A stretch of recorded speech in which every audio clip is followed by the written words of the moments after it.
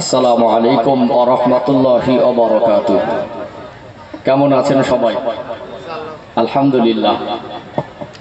অনেক সুন্দর সাজানো গোছানো পরিবেশ, আর আল্লাহ ওয়ালাদের মহব্বতে একটা আন্তরিক টান, সেই ভালোবাসায় একটু বৃষ্টি হলেও রহমতের মাসে আপনারা একটু মন খারাপ করেছেন নাকি?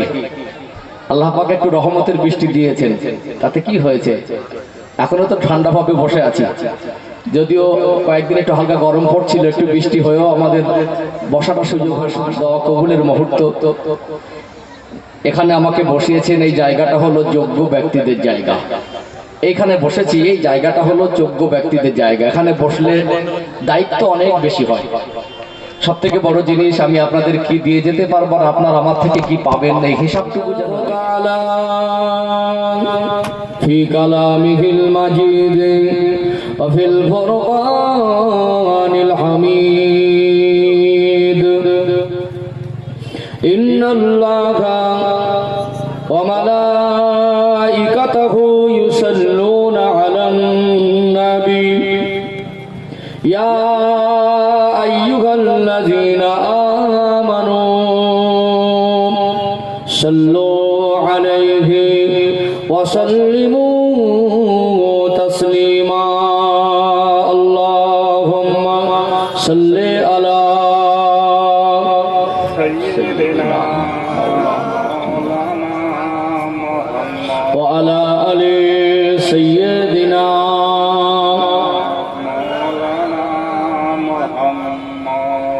मददगार जिसी का रसूले खुदा हो, उसे और हिम्मत का परवाह किया गए। मदद को चले आएंगे कमली वाला, डूबते डूबते ही संभल जाएगा। अल्लाहुम्मा सल्ले अला सय्यिदिना मौलाना मुहम्मद व अला आलि सय्यिदिना। ला मक़सूदा इल्लल्लाह,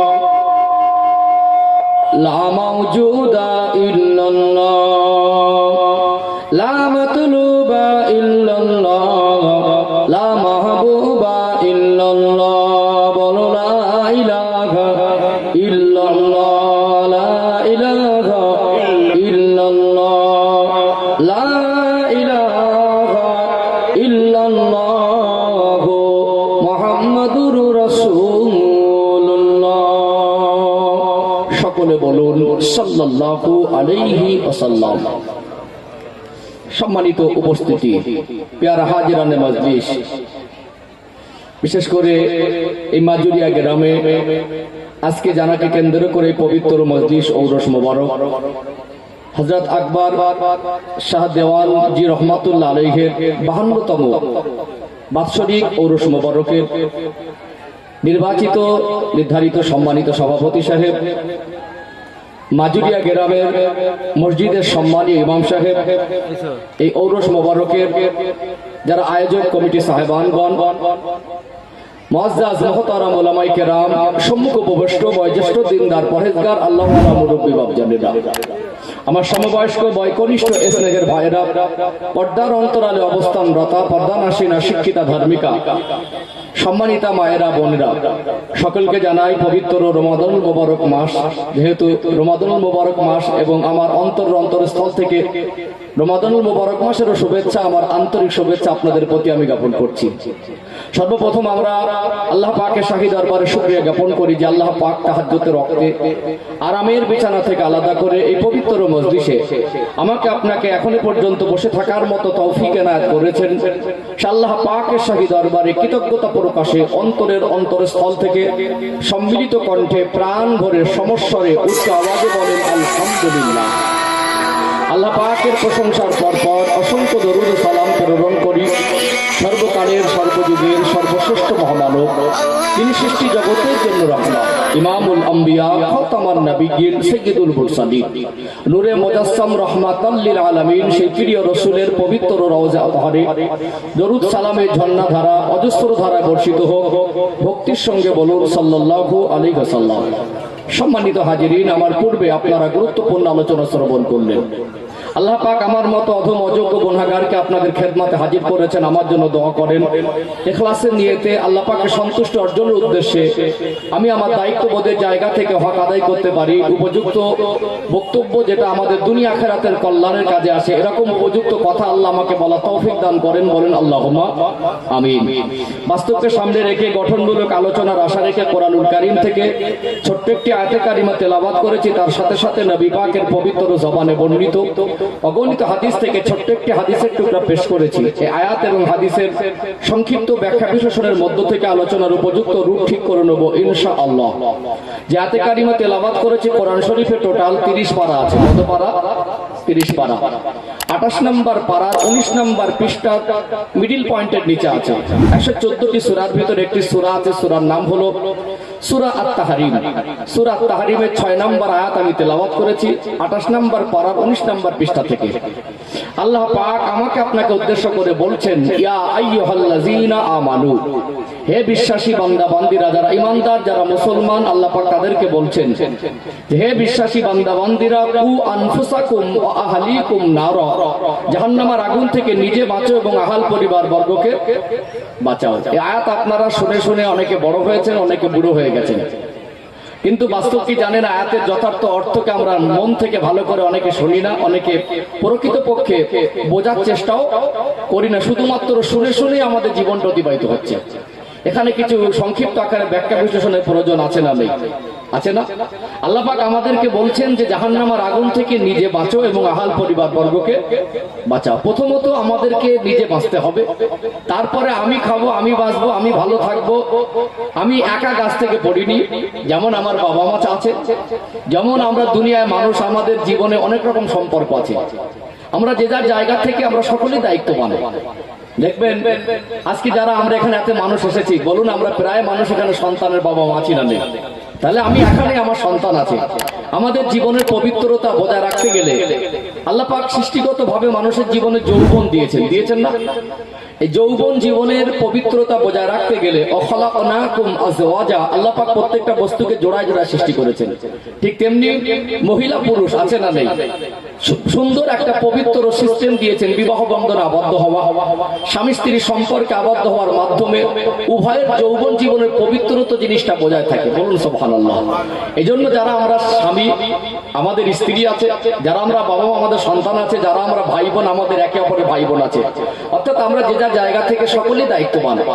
এই দায়িত্ব ওদের জায়গা থেকে আমরা নিজেরা ভালো হওয়ার সাথে সাথে আমার যারা হাল, তাদেরকেও ভালো করার জন্য আমার উপর অনেকটা দায়িত্ব আছে। কথা কি বুঝতে পারছেন? এই জন্য আমাদেরকে নিজেরা ভালো হতে হবে, তার সাথে সাথে আমার আহাল পরিবার বর্গকে ভালো পথে আনার যতটুকু আমার দ্বারা চেষ্টা করতে হবে, যাতে ত্রুটি না থাকে, সম্ভব সেগুলো করে যেতে হবে। আসলে বলুন আমরা কি জাহান্নামের আগুন থেকে বাঁচার মতো উপযুক্ত জীবন তৈরি করতে পেরেছি? একদিকে আমরা নিজেরাই পারিনি, অপরদিকে আমাদের দায়িত্ববোধের জায়গা আমরা ঘাটতি করে ফেলেছি। আমরা যে সন্তানকে কলিজার টুকরা মনে করি, নিজে না খেয়ে তাদের খাওয়াই, নিজে ভালো মন্দ না পড়ে তাদের পড়াই, সে বাচ্চাগুলোকে আদর মায়া মমতা দিয়ে লালন পালন করে বাচ্চাটা হোঁচট খেয়ে পড়ে গেলে আঘাতটা শুধু বাচ্চার নয়, কিছুটা আঘাত বাবা মার কলিজায় ধাক্কা লাগে। তাদের কষ্টটা বাবা মার কষ্ট, তাদের শান্তিটা বাবা মার শান্তি। আজকে এই শেষ বয়সে বহু মানুষ খাটাখাটি করছেন, করছেন না? এখন একটা মানুষ 40-45 বছর খাটাখাটি করছেন, গড় যদি আয়ু 65 বছর হয়, তাহলে 3/2 অংশ অলরেডি পার হয়ে গেছে। আল্লাহ যখন ডাকবেন তখন যেতে হবে। গড় যদি একটা হিসাব করি, বাকি যে জীবন মানুষ খাটাখাটনি করে, ওটা নিজের জীবনের সুখ শান্তির জন্য যতটা ভাবে, তার থেকে বেশি ভাবে সন্তানের জন্য। একটা জমি কেনে, একটা ভালো ঘর বানায়, একটা ভালো কিছু করে, বাবা মা সন্তানের সুখটা দেখে তাদের মনে একটা সুখ। অথচ আমরা দুনিয়ার সুখ শান্তির জন্য তাদের জন্য যতটা ভেবেছি, তাদেরকে জাহান্নামের আগুন থেকে বাঁচার জন্য তার 10-1 অংশ ভাবতে পারি না। কথা ঠিক না বেঠিক? রহমতের মাস, রমাদানুল মোবারক মাস, জাহান্নাম থেকে মুক্তি পেয়ে জান্নাতের রাস্তা অর্জন করার মাস, জান্নাত হাসিল করার মাস। এই জন্য আমরা জাহান্নামের রাস্তা থেকে সরে এসে জাহান্নাম থেকে বাঁচার মতো জীবন নিজেরা তৈরি করব, আমার আহাল পরিবার থেকে আমরা হক আদায় করব ইনশাআল্লাহ। একদিকে আমি বক্তব্য রাখবো পবিত্র রমাদানুল মোবারক মাস আমরা যে কটা দিন অতিবাহিত করে ফেলেছি, কতটুকু হক আদায় করে সেটা, আগামী যে কটা দিন আছে আমরা সেগুলো কিভাবে কাজে লাগাবো ইনশাআল্লাহ। দ্বিতীয়ত, আমাদের সামনে পবিত্র আনন্দের ঈদ আসছে। ঈদের ইতিহাস, কবে থেকে ঈদ শুরু হলো, ঈদ মানে কি, ঈদ আমরা কেন পালন করি, কিভাবে ঈদ আমরা পেয়েছি, তার একটা পর্যালোচনা ইতিহাস তুলে ধরবো ইনশাআল্লাহ। তৃতীয়ত, যেহেতু পবিত্র রোশ মোবারক, এখানে আমরা প্রত্যেকেই আল্লাহর ওলিদের মহব্বতের মানুষ, এক গর্ববোধ করি আমরা প্রকৃতপক্ষে যারা হাক্কানি আল্লাহর ওলি তাদেরকে মহব্বত করেছি। আসলে এক্ষেত্রে আমি কিছু এই ঈদ সম্পর্কে বেশ কিছু প্রাসঙ্গিক বিষয়ে আলোচনা করবো ইনশাআল্লাহ। সময় অনুপাতে পরিস্থিতিকে লক্ষ্য করে কথা বললে মানুষ উপকৃত একটু বেশি হয়, দরকার আছে না? যে কটা দিন গেছে কিভাবে পার হলো, হক আদায় করতে পেরেছি কিনা পর্যালোচনা দরকার আছে। সামনে কটা দিন আছে কাজে লাগাবো কিভাবে সেটাও দরকার আছে ইনশাআল্লাহ। কারণ আল্লাহ রাসূল সাল্লাল্লাহু আলাইহি সাল্লাম বলছেন, আলা কুল্লুকুম রাঈন ওয়া কুল্লুকুম মাসউলুন আর রাঈয়াতি, তোমরা প্রত্যেকেই এক একজন দায়িত্ববান জিম্মাদার, তোমাদের দায়িত্ব কর্তব্য কতটুকু পালন করেছো সেটা আল্লাহর কাছে হিসাব দিতে হবে। এই জন্য এই দায়িত্ব কর্তব্য কতটুকু আমরা পালন করছি, দায়িত্ব কর্তব্য জিনিসটা একটু আমরা সচেতন হব, একটু নিজেরা পর্যালোচনা করে দায়িত্ব পালনের চেষ্টা করবো ইনশাআল্লাহ। একটা ভালো ঘর করতে গেলে ভিত দরকার আছে না? আছে না? ভিত যদি মা মজবুত করা যায় তখন পরে গিয়ে আফসোস হয়। এই জন্য ভিত তৈরি করে নিচ্ছি, অল্প কথায় বোঝাতে সুবিধা হবে, বুঝতেও সুবিধা হবে। চলুন রহমতের মাস দিয়ে শুরু করি ইনশাআল্লাহ। এর ভিতরে অনেক কিছু পর্যালোচনা আনুষঙ্গিক বর্তমান প্রেক্ষাপটে তুলে আনবো ইনশাআল্লাহ। শেষ পর্যায়ে আমরা আল্লাহর ওলিদের কথাটা না বললে মজলিসের হক আদায় হবে না, সেটা আমি আলোচনা করবো ইনশাআল্লাহ। ধৈর্য ধারণ করে একটু শুনতে হবে। আমি প্রায় জায়গায় বলে থাকি, ওয়াজ কিন্তু বোঝা জিনিস, বুঝে নেওয়া জিনিস। বাংলার মানুষকে ওয়াজ বোঝানো কঠিন, কারণ শুনে অভ্যস্ত হয়েছে, বুঝে অভ্যস্ত হয়নি। সারা রাত ধরে ওয়াজ শুনে কি বুঝে বাড়ি যায় সেইটার হিসাব পায় না। আমার সামনে যারা বসেছেন শোনার সাথে সাথে বোঝার মেজাজ রাখুন। আমি শুধু শুনি অভ্যস্ত না, বুঝে অভ্যস্ত। এই জন্য আমি এখানে বসেছি, আমি আপনাদের মন জয় করতে বসেনি। এখানে বসেছি একজন আলেমের অনেক বেশি দায়িত্ব পালন করতে বসেছে। এই জন্য আপনার মন জয় হবে কি না হবে ওটা আলাদা প্রসঙ্গ, আপনি আমার কথায় খুশি হবেন কি না হবেন ওটা আলাদা প্রসঙ্গ। একজন আলেমের পক্ষে কোরআন হাদিসের কথা থেকে ভালো কথা বলা আর সম্ভব নয়। কোরআনের কথা, শরীয়তের কথা, আল্লাহর কথা, রসুলের কথা যদি কারোর ভালো না লাগে, এর থেকে ভালো লাগানো কথা আমার দ্বারা বলা সম্ভব হবে? আর বলা সম্ভব হবে না। এই জন্য আমি আমার দায়িত্ব পালন করব। আপনারা এর ভিতর থেকে কিছু জানবেন, বুঝবেন, আমিও জানবো, বুঝবো, আমরা আমল করবো। আল্লাহ তৌফিক দান করেন, বলেন আল্লাহুম্মা আমিন। কথা বুঝতে পারছেন তো? চলুন ধাপে ধাপে আগে বাড়ি ইনশাআল্লাহ। একেবারে কাটা কাটা করে ধাপ ধাপ ধাপ ধাপ স্পষ্ট করে বুঝিয়ে যাবো ইনশাআল্লাহ। সোনার মানিকেরা, নওজোয়ান তরুণেরা, ও সোনার মায়না যুবকেরা, আব্বার মায়েরা, আল্লাহ পাক পবিত্র কালাম কোরআনুল কারীমের সূরাতুত তাহরিমের 6 নম্বর আয়াতের মধ্যে স্পষ্ট করে জানিয়ে দিলেন, ইয়া আইয়ুহাল্লাযীনা আমানু, হে বিশ্বাসী বান্দা বান্দীরা, কু আনফুসাকুম ওয়া আহলিকুম নারা, জাহান্নামের আগুন থেকে নিজে বাঁচো, আহাল পরিবার বর্গকে বাঁচাও। জাহান্নামের আগুন থেকে বাঁচতে গেলে আমাদের কি করা দরকার এটা জানা দরকার আছে না নেই? জাহান্নামের আগুন থেকে বাঁচতে গেলে আল্লাহর কথা মতো, রসুলের কথা মতো আমাদের আমাল করতে হবে। আমরা আল্লাহ এবং রসুলের কথা মতো যদি জীবন যাপন করতে না পারি, জাহান্নামের আগুন থেকে নিজেকে বাঁচানো কখনো সম্ভব হবে না। ও ভাইজানেরা, সোনার মানিক যুবকেরা, আব্বার মায়েরা, আমার আল্লাহ বড় দয়াময়, আল্লাহ পাক বড় মেহেরবান। আমার আল্লাহ বান্দা বান্দিকে অনেক বেশি ভালোবাসেন। দুনিয়া যারা আমরা বাবা মা, আমরা আমাদের সন্তানদের যতটা ভালোবাসি, আমার আল্লাহ তার বান্দা বান্দি দিগকে তার থেকে লক্ষ লক্ষ কোটি কোটি গুণ বেশি ভালোবাসে। জোরে বলুন সুবহানাল্লাহ। আল্লাহ দয়াময় 100 ভাগ মায়াকে নিয়ে 2 ভাগে ভাগ করলেন। একদিকে 99 ভাগ মায়া, অপর দিকে এক ভাগ মায়া, ওই এক ভাগ মায়া নিয়ে আল্লাহ সমস্ত মাখলুকের মধ্যে আল্লাহ বন্টন করলেন। আপনারা ওদের মধ্যে অনেকে শুনে থাকবেন, অনেকে বলেন 18,000 মাখলুকাত, বলেন কি বলেন না? এই কথা হয়তো অনেকে একমত হবেন না, কারণ কম বেশি তো হতেই পারে, তবে কম হবে না বেশি হবে। আল্লাহ সৃষ্টি যদি 18,000-এর বেশি হয়, আল্লাহর কত মাখলুক দুনিয়ায় বিচরণ করে, কত জীবজন্তুর, কত পশু পাখি, কত প্রাণীগুলোকে আমরা দেখতে পাই। ছোট ছোট একটা পশু পাখি, প্রাণী, জীবজন্তুর, মানুষ সকলের অন্তরে সন্তানের প্রতি মায়া মমতা বেশি না কম? মা তার সন্তানকে কেমন করে আগলে রাখে। দুনিয়ার কোনো বাবা মা চায় না সন্তান বিপদে পড়ুক, দুনিয়ার কোনো বাবা মা চায় না সন্তান মুসিবতে পড়ুক, দুনিয়ার কোনো বাবা মা চায় না সন্তান ক্ষতিগ্রস্ত হোক, দুনিয়ার কোনো বাবা মা চায় না সন্তানের জীবনে বিপদ মুসিবত নেমে আসুক। এক ভাগ মায়াকে নিয়ে আল্লাহ সমস্ত মাখলুকের ভিতরে আল্লাহ বন্টন করে দেওয়ার পরে সামান্য মায়া পেয়ে যদি বাচ্চার উপরে বাবা মারা তো মায়া হয়, আল্লাহ তো তার কাছে 99 ভাগ মায়াটা জমা রেখেছেন। আমার আল্লাহ বান্দা বান্দিকে যে পরিমাণে বেশি ভালোবাসে, বাবা মার ভালোবাসার থেকে আল্লাহর ভালোবাসা বান্দাদের প্রতি কোটি কোটি গুণ বেশি। জোরে বলুন সুবহানাল্লাহ। এই জন্য আমার আল্লাহ জাহান্নাম থেকে বান্দা বান্দিকে বাঁচানোর জন্য আল্লাহর বড় দয়া, আল্লাহর বড় করুণা, 12 মাসের মধ্যে একটি মাস দিলেন রহমতের মাস, রমাদানুল মুবারক মাস। জোরে বলুন সুবহানাল্লাহ। জাহান্নাম থেকে বাঁচার কি মাস? জাহান্নাম থেকে বাঁচার মাস। চলুন একটু হাদিস তুলে ধরি, ক্লিয়ার হবে ইনশাআল্লাহ। অস্ত শুনেছেন, শোনার সাথে একটু বোঝার বেজাত রাখুন। আমি যত একটু সময় দিতে হবে, একেবারে কিছু গুরুত্বপূর্ণ কথা আসবে, একটু গুছিয়ে গুছিয়ে গেলে বুঝতে সুবিধা হবে। আলোচনা বুঝতে পারছেন তো? ও ভাইজানেরা, মেদিনীপুর জেলার সোনার মানিক যুবকেরা, আব্বারা মায়েরা, একটা হাদিস আপনাদের খেদমতে তুলে ধরি। আপনারা অনেকবার শুনেছেন, এখানে একটু সূক্ষ্ম ব্যাখ্যা দেব। নবী আমার 1 তারিখে একদিন মদিনার মসজিদে নববী শরীফে মিম্বারে কদম মোবারক রাখলেন। প্রথম কদম মোবারক রেখে বললেন আমিন, দ্বিতীয়বার কদম মোবারক রাখলেন, আবার বললেন আমিন, তৃতীয়বার কদম মোবারক রাখলেন, আবার বললেন আমিন। নবী পাকের সাহাবায়ে কেরামেরা অবাক হয়ে গেলেন, আশ্চর্য হয়ে গেলেন। আল্লাহ নবীকে বহুবার মিম্বারে এমনি করে কদম রাখতে দেখেছেন, ইতিপূর্বে তো তিনি আমিন বলেন না, আজকে আমার নবী কেন 3 বার এমন করে আমিন বললেন?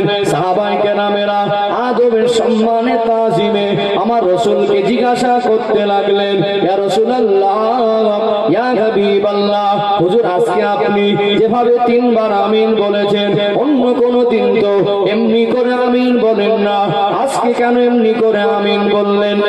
নবী আমার বর্ণনা দিতে লাগলেন, আমার সাহাবায়ে কেরামেরা, আমার সাহাবীরা, আমি রাসূলুল্লাহ আজকে মসজিদুন নববী শরীফে মিম্বারে কদম মোবারক রাখতে যাব। এমন সময় আল্লাহর ফেরেশতা হযরত জিবরাইল আমিন আলাইহিস সালাম আমাকে শুনিয়ে শুনিয়ে বলতে থাকেন, যে ব্যক্তি পবিত্র রমাদানুল মুবারক মাস পেল, রমাদানুল মুবারক মাসের হক আদায় করে, ইবাদত বندگی করে, আল্লাহকে সন্তুষ্ট করে, নিজের গুনাহ মাফ করে নিতে পারল না, জাহান্নামের আগুন থেকে বাঁচতে পারল না, জান্নাতের হকদার হতে পারল না, ওই ব্যক্তি ধ্বংস হয়ে যাক। আল্লাহ নবী বললেন আমিন। দ্বিতীয় আমিনের ব্যাখ্যা দিতে লাগলেন। জিবরাইল আমিন আলাইহিস সালাম আমার নবীকে শুনিয়ে শুনিয়ে বলতে লাগলেন, যে ব্যক্তি বাবা মাকে পেল, বৃদ্ধ বাবা মা অথবা বাবা অথবা মা উভয়ের একজনকেও পেল, তাদের সেবা করে, তাদের হক আদায় করে, তাদের খেদমত করে, তাদেরকে সন্তুষ্ট করে, তাদের দোয়া নিয়ে জান্নাতের হকদার হতে পারল না, ওই ব্যক্তি ধ্বংস হোক। আল্লাহ নবী বললেন আমিন। তৃতীয় আমিনের ব্যাখ্যা দিতে লাগলেন। নবী আমার সাহাবাদের বলতে লাগলেন, জিবরাইল আমিন আলাইহিস সালাম আমার রাসূলকে শুনিয়ে শুনিয়ে বলেন, যে ব্যক্তি আমার আপনার নবী, দয়ার নবী, মায়ের নবীর মধুমাখা মোবারক নাম শুনলো, আমার রাসূলুল্লাহর নাম শুনবার পরে দরুদ পড়লো না, ওই ব্যক্তি ধ্বংস হয়ে যায়। আল্লাহ নবী বললেন আমিন। ও ভাইরা বাবাজিরা, আমি জানি এই হাদিসটা আপনার একাধিকবার শুনেছেন, এখানে একটু ব্যাখ্যা দেওয়া দরকার আছে না নেই? আছে না? অনেকবার শুনেছেন, এখানে একটু ভালো করে মন দিয়ে একটু বোঝার চেষ্টা করেন। জিবরাইল আমিন আলাইহিস সালাম বলছেন, এই তিনটে কথা কে বলেছেন? জিবরাইল আমিন আলাইহিস সালাম, আল্লাহর একজন বড় মাপের ফেরেশতা। অসংখ্য অগণিত ফেরেশতাদের ভিতরে চারজন প্রধানতম ফেরেশতার অন্যতম একজন হলেন হযরত জিবরাইল আমিন আলাইহিস সালাম। তিনি বলছেন, আর ওই কথার উপরে আমিন যিনি বলছেন তিনি কে? ইমামুল আম্বিয়া, খাতামান নাবিয়িন, সাইয়্যিদুল মুরসালিন, নূরে মুজাসসাম, রাহমাতাল লিল আলামিন। আল্লাহ সৃষ্টি জগতের মধ্যে আল্লাহ তাআলাকে সম্মানিত করেছেন, বলুন সুবহানাল্লাহ। এখন নবী হলেন মুস্তাজাবুদ দাওয়া, ভালো করে বুঝবেন। মুস্তাজাবুদ দাওয়া উম্মতের মধ্যে অনেকে হাসিল করেন এই সম্মান, এই মাকাম, এই মর্যাদা। তবে মুস্তাজাবুদ দাওয়া কাদেরকে বলা হয় এখানে একটু ক্লিয়ার করি। যারা মুস্তাজাবুদ দাওয়ার দরজা পান, বহু হাক্কানি আল্লাহর ওলিরা দুনিয়াতে আজও আছেন না নেই? ছিলেন কি ছিলেন না? পূর্বেও ছিলেন, আজও আছেন, ভবিষ্যতেও থাকবেন। এই আল্লাহ ওয়ালাদের ভিতরে কিছু কিছু আল্লাহর ওলিদের একটা লকাব হলো কুতুব। লকাব আছে না? কিছু কিছু আল্লাহ ওয়ালাদেরকে আমরা লকাব দেই আশিকে রাসূল, বলি না? কিছু কিছু আল্লাহ ওয়ালাদেরকে আমরা বিভিন্ন লকাব দিয়ে আমরা তাদেরকে সম্মানিত করি, সম্মানের নজরে দেই, সম্মানসূচক বাক্য শব্দ চয়ন করি কি করি না? এই যে যারা মুস্তাজাবুদ দাওয়া হন, এমন একটা মর্যাদা আল্লাহ তাদেরকে দেন, তারা আল্লাহর কাছে যেই দোয়া করুক ওই দোয়াটা আল্লাহ ফিরিয়ে দেন না, ওটা আল্লাহর কাছে কবুল হয়ে যায়। জোরে বলুন সুবহানাল্লাহ। ভালো করে বুঝবেন, আমরা দুনিয়ার সাধারণ মানুষ, আমরা যা চাইবো আল্লাহ তিনি শোনেন, তিনি কবুল করেন। কিন্তু মনে রাখবেন, আমরা দুনিয়া কখনো কখনো আমাদের সাধারণ মানুষের ক্ষেত্রে আমরা অনেক কিছু অযৌক্তিক চেয়ে ফেলি না? অযৌক্তিক চেয়ে ফেলি। এই জন্য আল্লাহর কাছে যে জিনিসগুলো চাইতে হয় প্রকৃত পক্ষে কল্যাণের জন্য চাইতে হয়। কিসের জন্য? কল্যাণের জন্য চাইতে হয়। অবৈধ পন্থায়, যেটা মানে যৌক্তিক না, অযৌক্তিক কোনো কিছু আল্লাহর কাছে চাওয়া ঠিক নয়। যারা মুস্তাজাবুদ দাওয়া হন, যা চাইবেন আল্লাহ কবুল করবেন বলে তারা ওই রকম অযৌক্তিক কিছু চান না। মুস্তাজাবুদ দাওয়া মানে আল্লাহর কাছে দোয়া করলে ওই দোয়াটা আল্লাহর কাছে কবুল হয়ে যায়, বলুন সুবহানাল্লাহ। আল্লাহ তাদের দোয়া ফেরতই দেন না। যত মুস্তাজাবুদ দাওয়া নবীর উম্মতের মধ্যে, আমার রাসূল উম্মতের মধ্যে আছেন, স্বয়ং আল্লাহ পাক আমার রাসূলকে মুস্তাজাবুদ দাওয়া বানিয়েছেন। রাসূল যেটা দোয়া করতেন আল্লাহ সেই দোয়াটা আল্লাহর কাছে কবুল করে নিতেন। যদি বলুন সুবহানাল্লাহ। নবীর আমিন যদি কারোর উপরে প্রয়োগ হয়, রাসূলুল্লাহর আমিন, জিবরাইল আলাইহিস সালাম দোয়া করছেন, আমার পূর্বে যিনি বক্তব্য রাখছিলেন দোয়া করলেন, আমরা সবাই কি বললাম? আমিন। ইমাম সাহেব দোয়া করে, আমরা সাথে সাথে কি বলি? আমিন। আজকাল আমি যদি একটা দোয়া চাই, আপনারা আমার সাথে সাথে বলবেন আমিন। ইনফিরাদি আর ইজতিমাই, একটা হলো একা একা দোয়া চাওয়া যায়, আবার আমরা ঐক্যবদ্ধ হয়েও দোয়া চাই। দোয়া চাই না? চাই কি চাই না? মনে রাখতে হবে। তো এই দোয়া চাওয়ার ক্ষেত্রে আমরা এই যে আমিন বলছি, একজন দোয়া চাইছেন আর আমরা আমিন বলছি। জিবরাইল আলাইহিস সালাম বলছেন, আর আমিন কে বলছেন? আল্লাহর নবী, আমাদের রাসূল। পৃথিবীতে যত উম্মাত আছে, পৃথিবীতে যত নবীরা এসেছিলেন, পৃথিবীতে যত আল্লাহর সৃষ্টি আছে, সবাই যদি একত্রিত হয়ে এক জায়গায় আমিন বলেন আর আমার রাসূল যদি আমিন বলেন, আমার রাসূলুল্লাহর আমিনের সম্মান, মর্যাদা, মাকামটা আল্লাহর কাছে দামি বেশি হবে। যেটা বলবো, কোন কারণবশত, কোন কর্ম ফলে, কোন কর্মের কারণে যদি রাসূলুল্লাহর আমিন কারোর কর্মজীবনে, কারোর জিন্দেগিতে প্রয়োগ হয়, ওই আমিনকে হটানো, ওই আমিনকে কাটানো, ওই আমিনকে সরিয়ে দেওয়া আমাদের দ্বারা কি সম্ভব হবে? কথা কি বুঝতে পারছেন?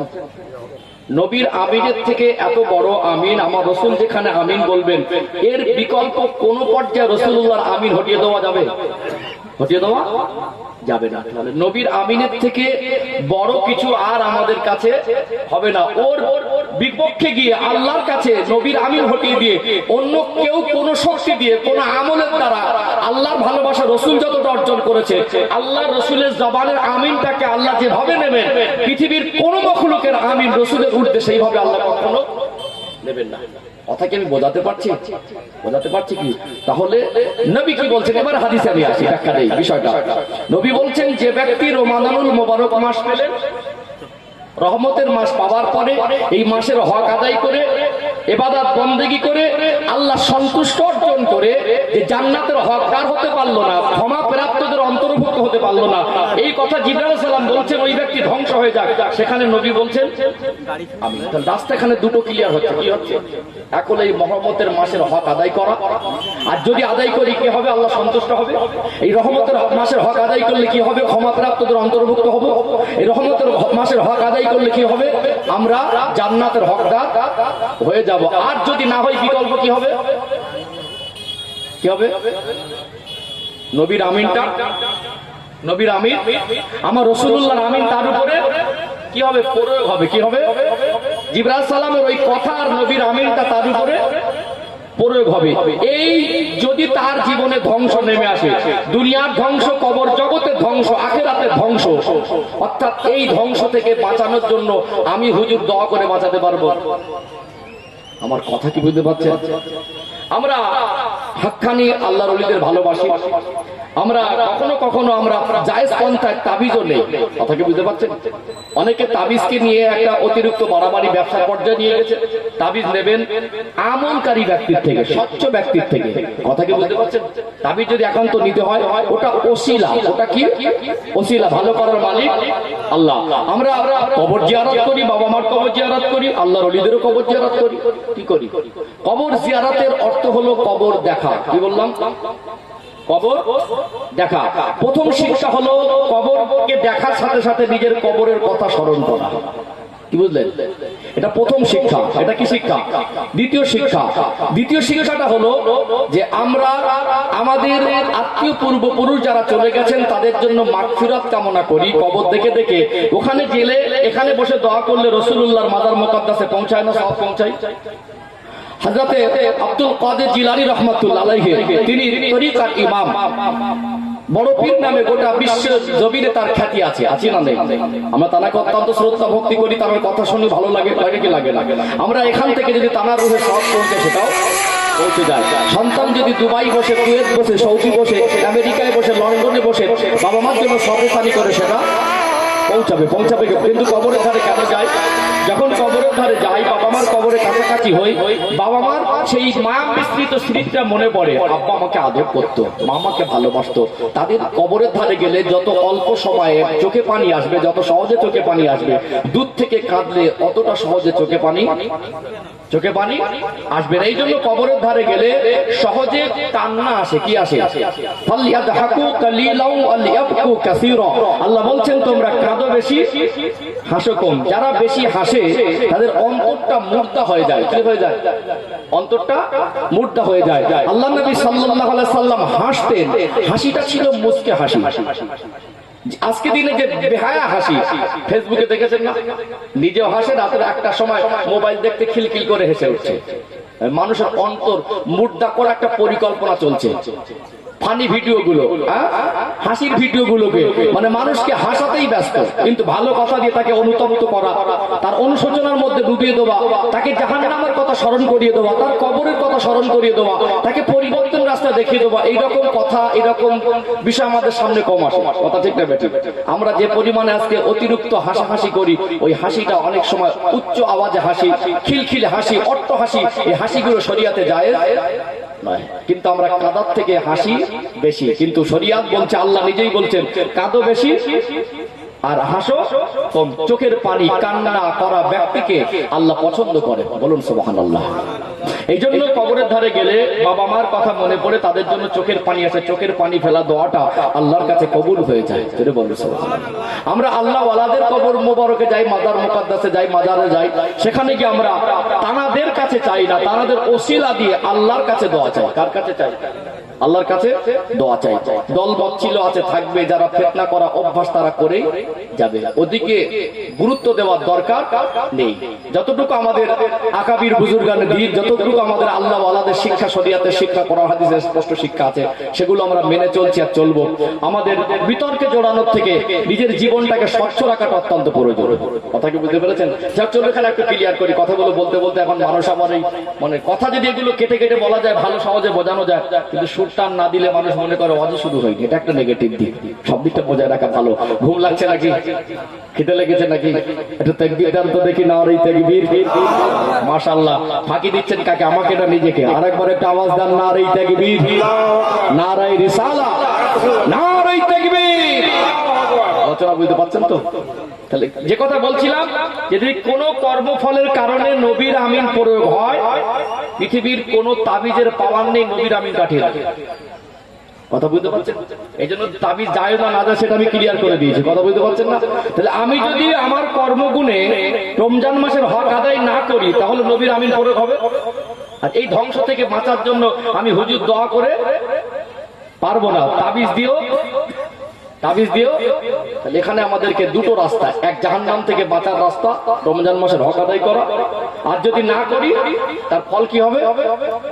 নবীর আমিন পড়ে হবে। দ্বিতীয়ত, বাপ মা যাদের আছে তাদের বাপ মার হক আদায় করা। আর যদি না করে তো কি হবে? নবীর আমিন, নবীর আমিন পড়ে হবে। কিন্তু আমরা এই দুটো আমলে অনেকে পিছিয়ে পড়েছি। একটা আমল সবাই করি। আল্লাহ রাসূল সাল্লাল্লাহু আলাইহি সাল্লামের মধুমাখার নাম মোবারক শুনে আমরা কি বলি? সাল্লাল্লাহু। অনেক দরুদ আছে, নামাজে দরুদ পড়ি, ওটাও দরুদ।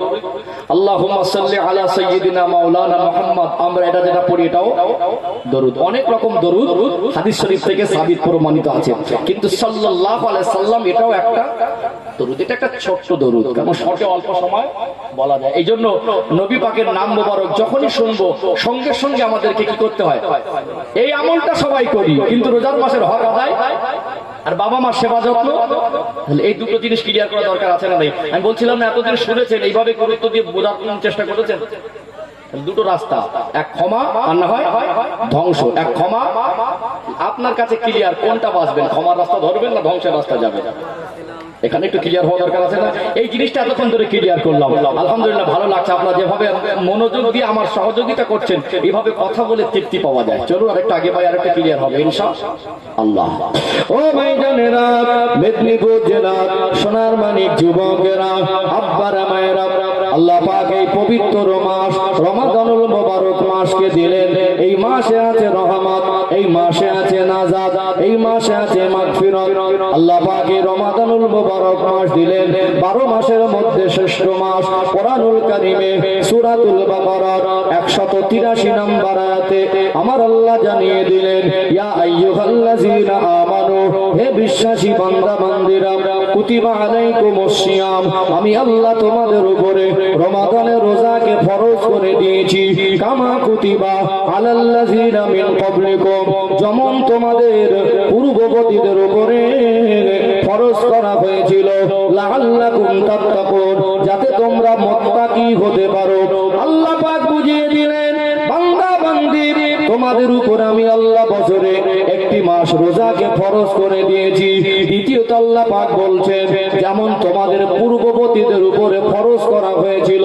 যার অর্থ পৃথিবীতে আল্লাহ পাক যুগ যুগ ধরে অসংখ্য গণিত নবী রাসূল পয়গম্বর আলাইহিমুস সালাম দিগকে পাঠিয়েছেন। আল্লাহ বোঝাতে চেয়েছেন অন্যান্য নবীর উম্মতের উপরেও আল্লাহ রোজাকে ফরজ করেছিলেন। শেষের বাক্যটা অত্যন্ত দামি।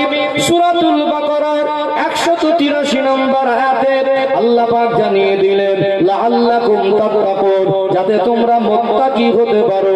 অর্থাৎ রহমতের মাস, এটা মুত্তাকি হওয়ার মাস। আল্লাহ যদি বলেন লাআল্লাকুম তাত্তাকুন, যাতে তোমরা মুত্তাকি হতে পারো, তার মানে নিঃসন্দেহে এই রমাদানুল মুবারক মাসে মুত্তাকি হওয়ার অপশন আছে না নেই?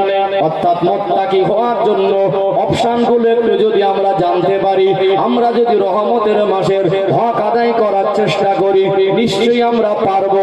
চলুন এখানে একটু শরীয়তের ব্যাখ্যাগুলো ক্লিয়ার করে দেই। আল্লাহ দয়াময় কোরআনুল কারীমে 114টি সূরা দিলেন। দ্বিতীয় নাম্বার সূরা, সূরার নাম সূরাতুল বাকারা। এটা কোরআন শরীফের সবথেকে বড় সূরা। এতে 286টা আয়াত আছে। সর্বশেষ আয়াত 286 নম্বর আয়াতের সূচনায় আল্লাহ পাক বলছেন লা ইউকাল্লিফুল্লাহু নাফসান ইল্লা উসআহা। ওরে আমার বান্দা বান্দি, আমি আল্লাহ তোমাদেরকে যা কিছু আদেশ আর নিষেধ করেছি, বলুন তোমাদের জীবনে আল্লাহ এবং রাসূলের আদেশ নিষেধ আছে না নেই? কোনটা হারাম, কোনটা হালাল, কোনটা করণীয়, কোনটা বর্জনীয়, কোনটা নেকি, কোনটা গুনাহ, কোন কাজ করলে জান্নাতে যাওয়া যাবে, কোন কাজ করলে জাহান্নামে যেতে হবে, এটা আমরা সবাই জানি কি জানি না? এক কথা আমরা মুসলমান, আমাদের উপরে আল্লাহ এবং রাসূলের আদেশ নিষেধগুলো আল্লাহ যা দিয়েছেন, আল্লাহ সেই বিষয়ে বলছেন লা ইউকাল্লিফুল্লাহু নাফসান ইল্লা উসআহা। বান্দা বান্দি, তোমরা যেটা পারবে না, তোমাদের দ্বারা যেটা হবে না, এরকম হুকুম আমি আল্লাহ তোমাদেরকে একটাও দেই না।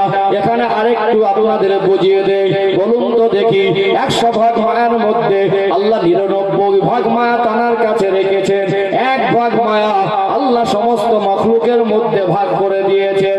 আজকে যারা সন্তানের বাবা মা, আপনি কি আপনার সন্তান যেটা পারবে না, তার থেকে ভারী বোঝা বাবা মা হয়ে সন্তানের মাথার উপরে চাপিয়ে দিতে পারবেন? পারবেন কি? কোন বাবা মা কি পারবে একটা 5 বছরের বাচ্চার মাথায় 50 কিলো বোঝা চাপিয়ে দিতে? পারবে কি? বরং একটু বেশি হয়ে গেলে কষ্ট তার যতটা না হয়, বাবা মা তার থেকে বেশি হয়। কোন বাবা মা কি পারবে একটা 7 বছর 8 বছরের বাচ্চা জেদ করছে যে আব্বা আমি বাজারে যাব, মা আমি বাজারে যাব, জেদ করে না, কান্নাকাটি এত জেদ করছে, মা অতিষ্ঠ হয়ে বলছে একটু বাচ্চাটাকে বাজারে নিয়ে গেলে কি হয়, নিয়ে যাও না। অনেক সময় আমরা আদর করে নিয়ে গেলাম, ছেলেটার বয়স তখন 10 বছরও না, অবছর না, 25 কিলো চাল কিনলে, বাড়িতে চাল কিনে খেতে হয়, 25 কিলো চাল কিনে আপনি বাপ হয়ে ওই 10 বছরের বয়স না 7-8 বছর বয়স ওর মাথায় চাপিয়ে দিতে পারবেন? আপনি যদি সামান্য মায়া পেয়ে, সামান্য কিঞ্চিত মায়া 1 ভাগ দিয়ে আল্লাহ সমস্ত মাখলুককে ভাগ করে দিলেন, ওই কিঞ্চিত মায়ার কারণে আপনি আপনার সন্তানের মাথার উপরে ওই বোঝাটা আপনি যদি চাপাতে না পারেন, আল্লাহ আমাদেরকে এত বেশি ভালোবাসেন, আল্লাহ কোন হুকুম আমাদের উপরে বোঝা হিসেবে চাপিয়ে দিতে পারেন? এক কথায় ইসলামে যা আদেশ নিষেধ আছে, এটা আমাদের জন্য বোঝা নয়, আমরা অপারকার আল্লাহ চাপিয়ে দিয়েছেন, এরকম একটা হুকুম ইসলামের মধ্যে নেই। তার মনে রোজা যদি আল্লাহ ফরজ করেন, সেটা আমরা পারবো, আমাদের দ্বারা হবে, কিন্তু আমরা যারা রোজা রাখি না, পারবো না বলে নয়, হবে না বলে নয়, বরং আমরা ইচ্ছা করে বদমাইশি করে রাখি না। কেন ধ্বংস, সেখানে একটু ক্লিয়ার করে দেওয়া দরকার আছে না নেই? চলুন খুব সংক্ষিপ্ত আকারে কয়েকটা কারণের উপরে রোজা ফরজ না, এইটা ক্লিয়ার করে দেই, কারণ এই কয়েকটা দিন আমাদের ভিতর থেকে অতিবাহিত হয়ে গেছে, অলরেডি 3-2 অংশ চলে গেছে, 1 অংশ বাকি। এটা যারা হক কতটুকু আদায় করেছেন তারও পর্যালোচনা হিসাব হয়ে যাবে। বাকি এখান থেকে বিবেক জাগ্রত করে বাকি 10টা দিন অন্তত কাজে লাগাবো ইনশাআল্লাহ। চলুন এখানে আল্লাহর হুকুম যে আমাদের উপরে বোঝা না, এটা একটু ক্লিয়ার করে দেয় ইনশাআল্লাহ। ও ভাইজানেরা, সোনার মানিক যুবকেরা, আব্বারা মায়েরা, খুব বিস্তারিত আলোচনার সময় পাবো না, খুব সংক্ষেপে বলছি, এখানে একটু অল্প কথায় বুঝে নেন। আল্লাহ পাক আমাদের উপরে রোজা বলেন, নামাজ বলেন, হজ বলেন, কোরবানি বলেন, পর্দা বলেন, আল্লাহর কোন আদেশ নিষেধকে বোঝা হিসেবে চাপিয়ে দেয় নাই। এটা আল্লাহ নিজে বলেছেন কোরআন শরীফে সূরা আল বাকারার সর্বশেষ আয়াতে। এখানে একটু ব্যাখ্যা দেই, পরিষ্কার হয়ে যাবে। আল্লাহ পাক আমাদের মধ্যে যারা অতিরিক্ত অসুস্থ, সত্যিকারে যদি অসুস্থ হয়, আল্লাহ জানেন কি জানেন না, অতিরিক্ত অসুস্থ মানুষের উপরে রোজা ফরজ নয়। এখানে আরেকটা মাসালা বলে দেই, একটা গর্ভবতী মা, একজন ডক্টর যদি বলেন মা রোজা রাখার কারণে ওই বাচ্চার জীবনের ক্ষতি হতে পারে, কোনো ক্ষতির আশঙ্কা বা ঝুঁকি থাকতে পারে, সেক্ষেত্রে গর্ভবতী মা ওই সময় রোজা না রেখে পরবর্তী সময় কাজা করতে পারবে। মুসাফির যারা হয়, মুসাফির মানুষ আপনারা ভালো করে জানেন, 78 কিলোমিটার এভারেজ সময়, 78 কিলোমিটার অতিক্রম রাস্তা যদি বাড়ির থেকে নিয়ত করে যদি 78 কিলোমিটার অধিক রাস্তা অতিক্রম করার জন্য বেরিয়ে যায়, এলাকা ছাড়লে মুসাফিরের হুকুম এসে যায়। অথবা আপনি চলে গেলেন 78 কিলোমিটার প্লাস বেশি রাস্তা, সেক্ষেত্রে আপনার উপরে মুসাফিরের হুকুম এসে যাবে, সেখানে নামাজ কসর হয়ে যায়। জোহরের 4 রাকাত ফরজ নামাজ ইচ্ছা করে আপনাকে 2 রাকাত পড়তে হবে। ও ভাইরা বাবাজিরা, আসরের 4 রাকাত ফরজ নামাজ ওটা 2 রাকাত করে কসর করে পড়তে হয় কি ভাই না? মনে রাখবেন, একজন মুসাফির ব্যক্তি ওই সময় তার উপরে রোজা ফরজ নয়, চাইলে অন্য সময় কাজা করে দিতে পারবে। তারপরে দেখবেন একটা বাচ্চা মায়ের দুধ পান করে, ওই বাচ্চাটা মার দুধ পান করে, ওই বাচ্চাটার জন্য আল্লাহ রিজিকের মালিক মার স্তনে রিজিক বরাদ্দ করেছে। যদি মা রোজা রাখার কারণে মায়ের স্তনে দুধের অংশ কমে যায়, বাচ্চার কষ্ট হওয়ার আশঙ্কা থাকে, সেখানে একটা মা ওই পরিস্থিতিতে রোজাটা কাজা করতে পারবে? বলুন তো দেখি, আমার আল্লাহ কি বোঝা হিসাবে চাপিয়ে দিয়েছে?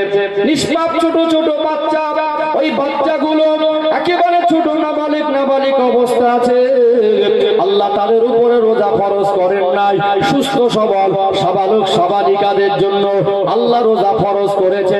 আজকে আপনাদের মাজুরিয়া গ্রামে বলুন, কি মহিলা কি পুরুষ, কি বৃদ্ধ কি জওয়ান, কি তরুণ কি যুবতী, আমরা কি সকলে ঠিক মতো রোজা পালন করছি? কি করি না, পারবো না বলে না বদমাইশি করি? এখানে একটা ক্লিয়ার একটা উদাহরণ দিই, একেবারে দুধ কা দুধ পানি কা পানি, পরিষ্কার হয়ে যাবে। যারা আজকে আপনার আমার গ্রাম ইদানিং দেখছি এখন সব ফ্যাশন, ওপেন খাওয়া দাওয়া। আগের দিনে আদব ছিল, কি ছিল? আগের দিনে বিড়িটা খেত দিনের বেলা রোজাদারের সামনে, খেত না, খাবারটা খেত রোজাদারের সামনে। এখন যারা রোজা রাখে না, এরা বেয়াদবিটাও শিখে নিয়েছে, চরম বেয়াদব। হায়া লজ্জা শরম বলে কিছু এদের নেই, ওপেন খাচ্ছে।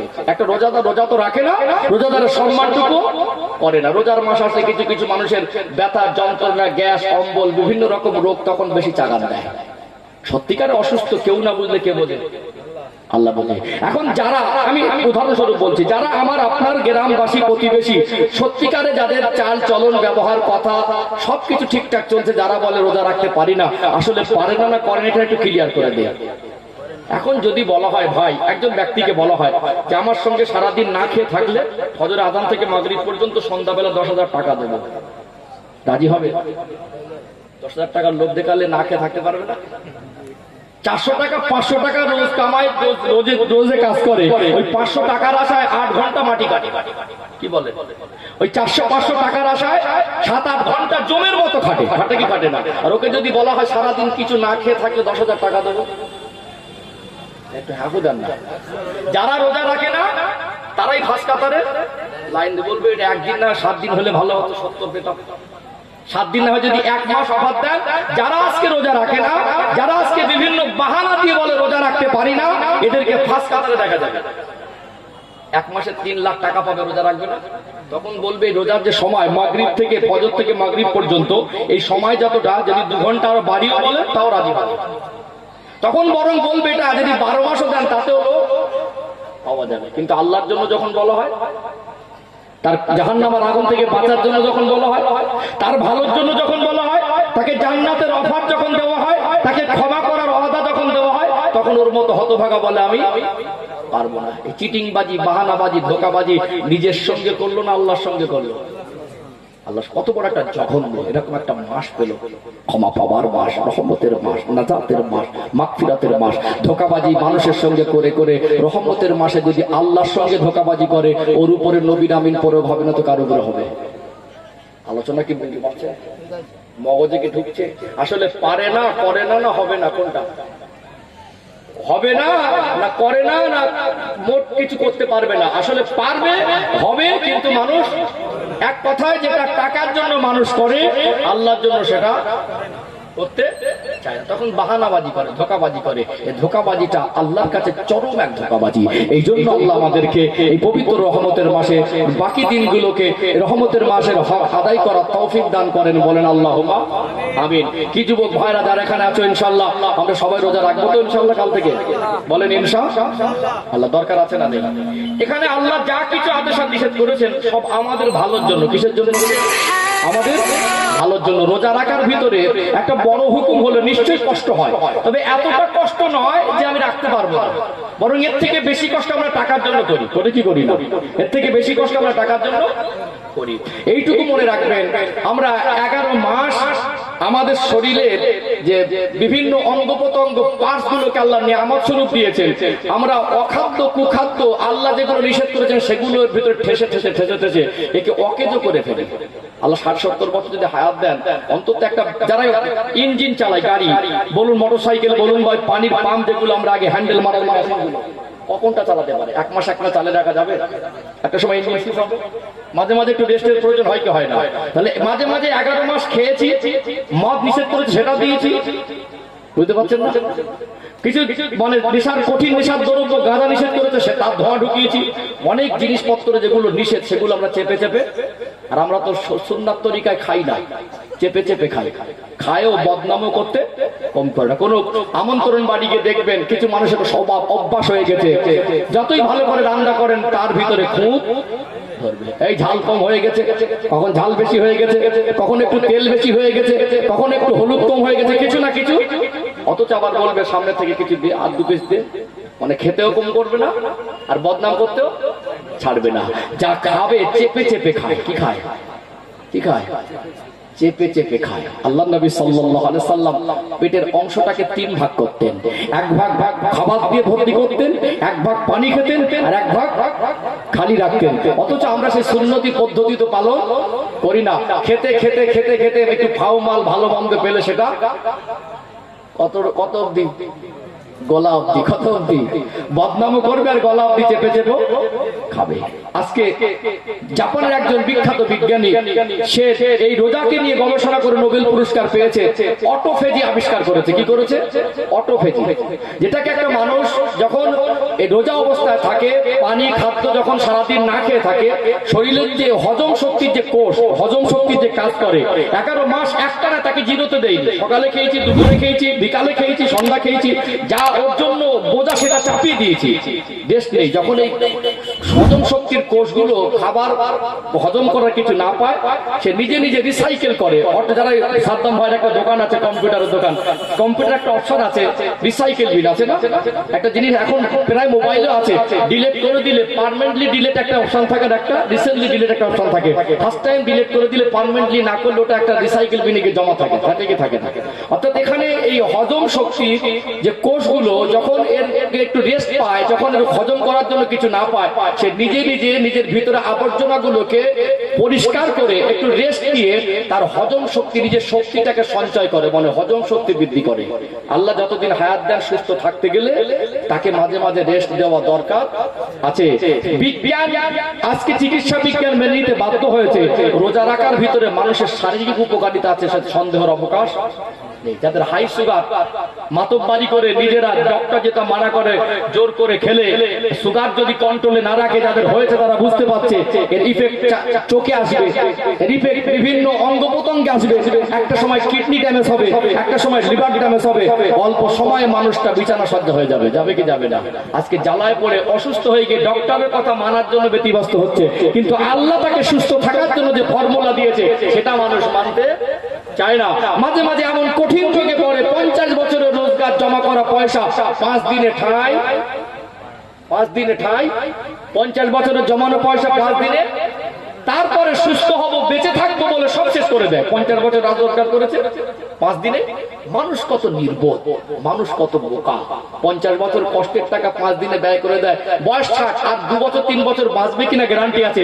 তারপরে মানুষ ওই 50 বছরের জমানো পয়সা ব্যয় করে সুস্থ হওয়ার জন্য। কিন্তু আল্লাহ তাকে সুস্থ থাকার জন্য যে ফর্মুলা দিয়েছে সেটা মানুষ ফ্রি পয়সায় মানতে, 5 লাখ টাকা খরচা করে সুস্থ কিনবে এ আশা করে ছোটে, কিন্তু আল্লাহ তাকে সুস্থ থাকার জন্য ফ্রি ফর্মুলা দিয়েছে, এটা মানুষ মানে না। আমাদের মতো কত বড় নির্বল, বুঝতে পারছেন? আলোচনা কষ্ট পাচ্ছেন নাকি? কিন্তু বুঝতে পারছেন? দেখুন, একটা হুকুম আদেশগুলো যদি আমরা ইসলাম জিনিসটাকে বুঝতে পারি, আমাদের জন্য আমল করা সহজ হবে। আর যদি বুঝতে না পারি, আমাদের জন্য আমল করা সহজ হবে না। রহমতের মাস তো বিশ্বাস করুন, আমি যে কটা দিন অন্তত চলে গেছে, যে কটা দিন আমার সামনে যারা বসেছেন, অন্তত আমরা ক্ষমা প্রাপ্ত করে অন্তর্ভুক্ত হতে পারি। আল্লাহ যেন আমাদের ওই দলভুক্ত করে দেন, তার জন্য এখানে বসেছি। এই মাসটা আমরা আগামীতে কে পাবো আর কে পাবো না, এই গ্যারান্টিটুকু আমাদের। আমি আবারও বলছি, আমি আপনাদের মন জয় করার জন্য কথা বলছি না। হাসানো কথা আছে, কাঁদানো কথা আছে, ফোলানো কথা আছে। একজন বক্তা যদি মনে করেন সামনে যারা বসে আছেন এদেরকে খুশি করবো, বাহাত্তা খেল, মাঝে মাঝে একজন বলে ডায়লগ দেয়, বাহাত্তা খেল। একজন বক্তা শ্রোতার খুশি করার কোনো ব্যাপার না, বিভিন্ন কথা দিয়ে খুশি করা যায়। অথচ এখানে আমি বসেছি, আপনাদের কি দিলাম, আপনারা কি পেলেন? আল্লাহ আমার এই বক্তব্যে কতটুকু খুশি হচ্ছে, আদৌ আমি ইসলামের হক আদায় করতে পারছি কিনা, আপনারা আমাকে কত ভালো মানুষ মনে করছেন। ও হুজুর একটা ভালো জামা পরেছে, মাথা একটা টুপি দিয়েছে, হুজুরের জন্য একটা বড় সিংহাসনের চেয়ার দিয়েছেন। আপনারা আমাকে যে পরিমাণে বড় ভালো নেক মানুষ মনে করছেন, আদৌ আল্লাহর কাছে আমি পছন্দের দিনদার নেককার হিসেবে, আলেম হিসেবে, মোকাদ্দির বক্তা হিসেবে আমি গণ্য হতে পেরেছি কিনা এটা আমার কাছে 100% সন্দেহ। কথা কি বুঝতে পারছেন? এই জন্য বাপজিরা ভাইরা, আমরা যেটা মন চায় সেটা করবো না, আল্লাহ এবং রসুলের কথা মতো চলবো। এর ভিতরে আমাদের দুনিয়া আখিরাতের কল্যাণ আছে না নাই? আছে না? আলোচনা কষ্ট পাচ্ছেন নাকি? ঘুম লাগছে? আমি একটু বুঝিয়ে অভ্যস্ত, এই জন্য আমি বোঝানোর কথা বলছি। তাহলে একেবারে চোখ বন্ধ করে টেনে টেনে দিয়ে যেতে পারতাম। দেখেছেন আমার একটা কমি আছে, আমি গজল বলে অভ্যস্ত না। আমি এসেছিলাম আপনাদের নবী দিবসে, মনে পড়ে আমার এটা আমি কমই বলতে পারেন, আমি ছোট থেকে গজল বলে অভ্যস্ত। বলতে পারলে তো বলেই দিতাম, একটু অ্যাডজাস্টিং করে নেবেন, অসুবিধা হচ্ছে নাকি? তাকবীর দান তো নারাই তাকবীর, আর একটু প্রাণ ভরে নারাই তাকবীর। আমি বিষয়টা রোজাটা বোঝাচ্ছিলাম, বুঝতে পারছেন তো? এখানে একটু ক্লিয়ার করি ইনশাআল্লাহ। ও ভাই বোনেরা, সোনার মানিক যুবকেরা, আব্বারা মায়েরা, আপনারা জ্ঞানী শিক্ষিত মানুষ, তাহাজ্জুদে রক্তে বসে আছেন। ধোঁকা দিতে আসেনি, এটা ধোঁকা দেওয়ার জায়গা নয়। আমি দায়িত্ব পালন করতে বসেছি। একটু গভীর ভাবে ইসলাম জিনিসটা যদি বোঝার চেষ্টা করেন, আল্লাহ যে আমাদের কত ভালোবাসেন, আল্লাহর হুকুম গুলো যদি আমি আপনি বুঝতে পারি, নিশ্চয়ই আমার আপনার জন্য আল্লাহর হুকুম মানাটা সহজ হয়ে যাবে কি যাবে না? আল্লাহর হুকুম মানাটা সহজ হয়ে যাবে। কেমন রহমতের মাস! এই মাস আসলে আল্লাহ শয়তান ইবলিশকে শিকল দিয়ে বেঁধে দেন। এই মাস আসলে আমার আল্লাহ জান্নাতের দরজা উন্মুক্ত করে দেন। এই মাস আসলে আমার আল্লাহ জাহান্নামের দরজা বন্ধ করে দেন। এই মাসে আমার আল্লাহ কোরআনুল কারীমকে নাজিল করেছেন। আল্লাহ পাক কোরআন শরীফে বলছেন, শাহরু রমাদানাল্লাযী উনজিলা ফীহিল কোরআন। নিশ্চয়ই আল্লাহ এই কোরআনুল কারীমকে এই রমাদানুল মুবারক মাসে নাজিল করেছি। এটা কোরআন নাজিলের মাস। আল্লাহ বলছেন মুত্তাকি হওয়ার মাস। একটু মুত্তাকি হওয়ার কয়েকটা অপশন আপনাদের বলে দেই। শয়তানের ধোঁকায় পড়ে মানুষ, শয়তানের প্রবঞ্চনায় পড়ে অনেক খারাপ কাজ করে ফেলে, কি ফেলে না? ওই শয়তান ইবলিসকে আল্লাহ বেঁধে দেয় 11 মাস। শয়তানের ধোঁকায় পড়ে, অসৎ সঙ্গ দোষে পড়ে একটা মানুষ তার জীবনে একটা বদ অভ্যাস হলো গালাগালি দেওয়া।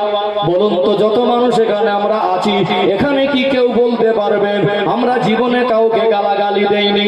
এখানে কেউ কেউ কম আর কেউ কেউ বেশি। আজকে আমাদের কিছু সোনার মানিক যুবককে দেখা যায়, চেহারা ভালো, জামা কাপড় ভালো, দেখলে মনে হয় খুব ভদ্র সম্ভ্রান্ত পরিবারের ছেলে, হঠাৎ রেগে গিয়ে এত জঘন্য ভাষায় গালি দেয়। ওই গালি শুনে মনে হবে গালাগালিতে পিএইচডি করেছে। এই গালাগালি দেওয়া মানুষ আজ আমাদের সমাজে আছে না নেই? আছে না? কিছু হলে অনর্থক বাজে বাজে ভাষা বলে। আমাদের কিছু চাচিমা ভাবি আছে, কেউ তো সবের থেকে বিষ বেশি। ও গালাগালি শুরু করলে দম নেয় না, আছে না? একদম বাজার গরম করে দেয়। কিছু কিছু মুরব্বী বাবাজি আছে, বয়স হয়ে গেছে, তারপরে গালাগালির বেগ কবির ভোল্টেজ ঠিক আছে, বয়স কমে গেছে, গালাগালির বেলা ভোল্টেজটা 440 ভোল্টেজ -0.8। আচ্ছা বলুন তো, গালাগালি আমার নবী কি দিয়েছেন? গালাগালি দেওয়া কি যায়? তাহলে 11 মাস আমরা সৎসঙ্গ দোষে বলে গালাগালি দেই।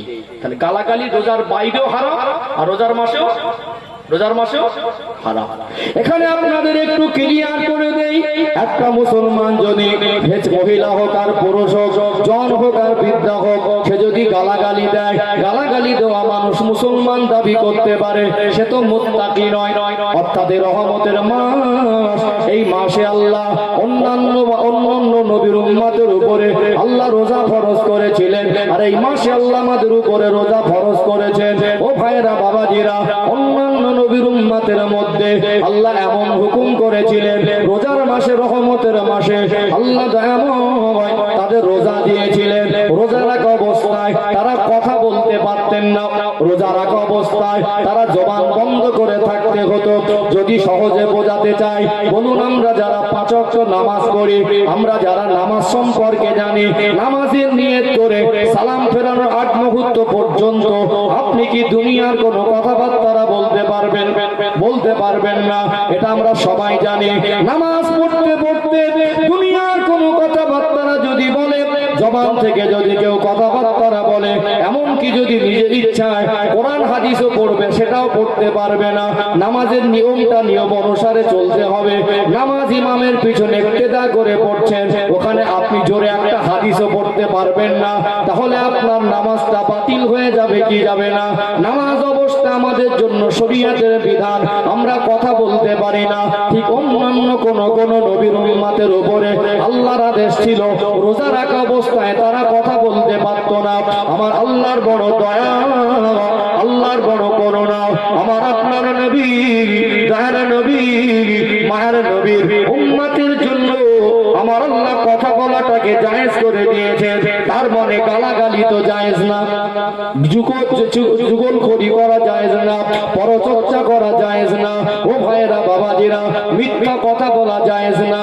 এমনি তো রোজার বাইরেও জায়েজ নয়, কিন্তু রহমতের মাসে যখন আপনি রোজা রাখবেন আপনার ক্ষুধা আপনাকে মনে করিয়ে দেবে আপনি রোজাদার, আপনার পিপাসা আপনাকে মনে করিয়ে দেবে আপনি রোজাদার। যখনই পেটে ক্ষুধা লাগে, যখনই পানি পিপাসা লাগে, বলুন তো দেখি ওই সময় যে আমি রোজাদার এই কথাটা মনে পড়ে কি পড়ে না? যখন আপনার ক্ষুধা আপনার পিপাসা মনে করিয়ে দেবে আপনি রোজাদার। অন্য নবীর উম্মতের উপরে আপনার যখন রোজা আল্লাহ ফরজ করেছিলেন তারা দুনিয়ার কথা বলতে পারত না।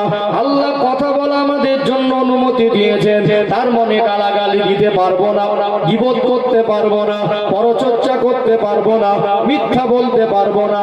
এই চারটে পদ অভ্যাস আমাদের প্রায় মানুষের ভিতরে আছে।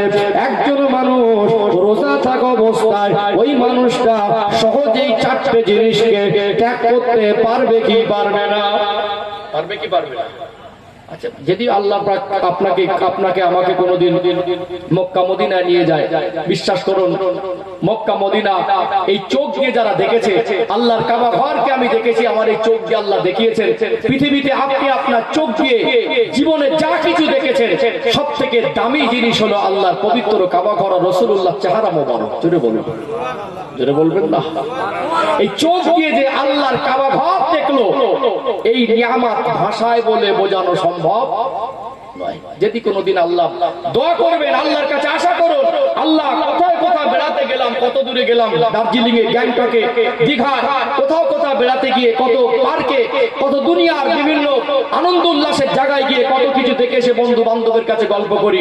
আল্লাহর কাছে বলবেন, আল্লাহ মরণের আগে একবার জীবিত অবস্থায় ইহরামের কাপড় আল্লাহ আমাকে আপনাকে যেন পরার তৌফিক দান করেন। বলেন আল্লাহুম্মা আমিন। কেউ যদি ইহরামের কাপড় পরে আল্লাহর কাবা ঘরের মাথাবে কাবায় যদি তওয়াফ করতে থাকে, ওখানে কেউ গালাগালি দিতে পারবে? মনে পড়বে আমি আল্লাহর কাবা ঘর তওয়াফ করছি, ইহরাম অবস্থায় আছি, ওখানে কারোর উপরে টর্চার করে রাগে ধাক্কা ধুকে দিতে পারবে? এরকম চিত্র দেখাও যায় না। আপনি যতক্ষণ মসজিদে আছেন, মসজিদে থাকলে আপনার তো এই খেয়ালটুকু থাকে আমি মসজিদে আছি। অনেক সময় আমাদের মসজিদে মিটিং বসে একটু ভুল বোঝাবুঝি হাঁকা চেল্লা বেঁধে দেয়।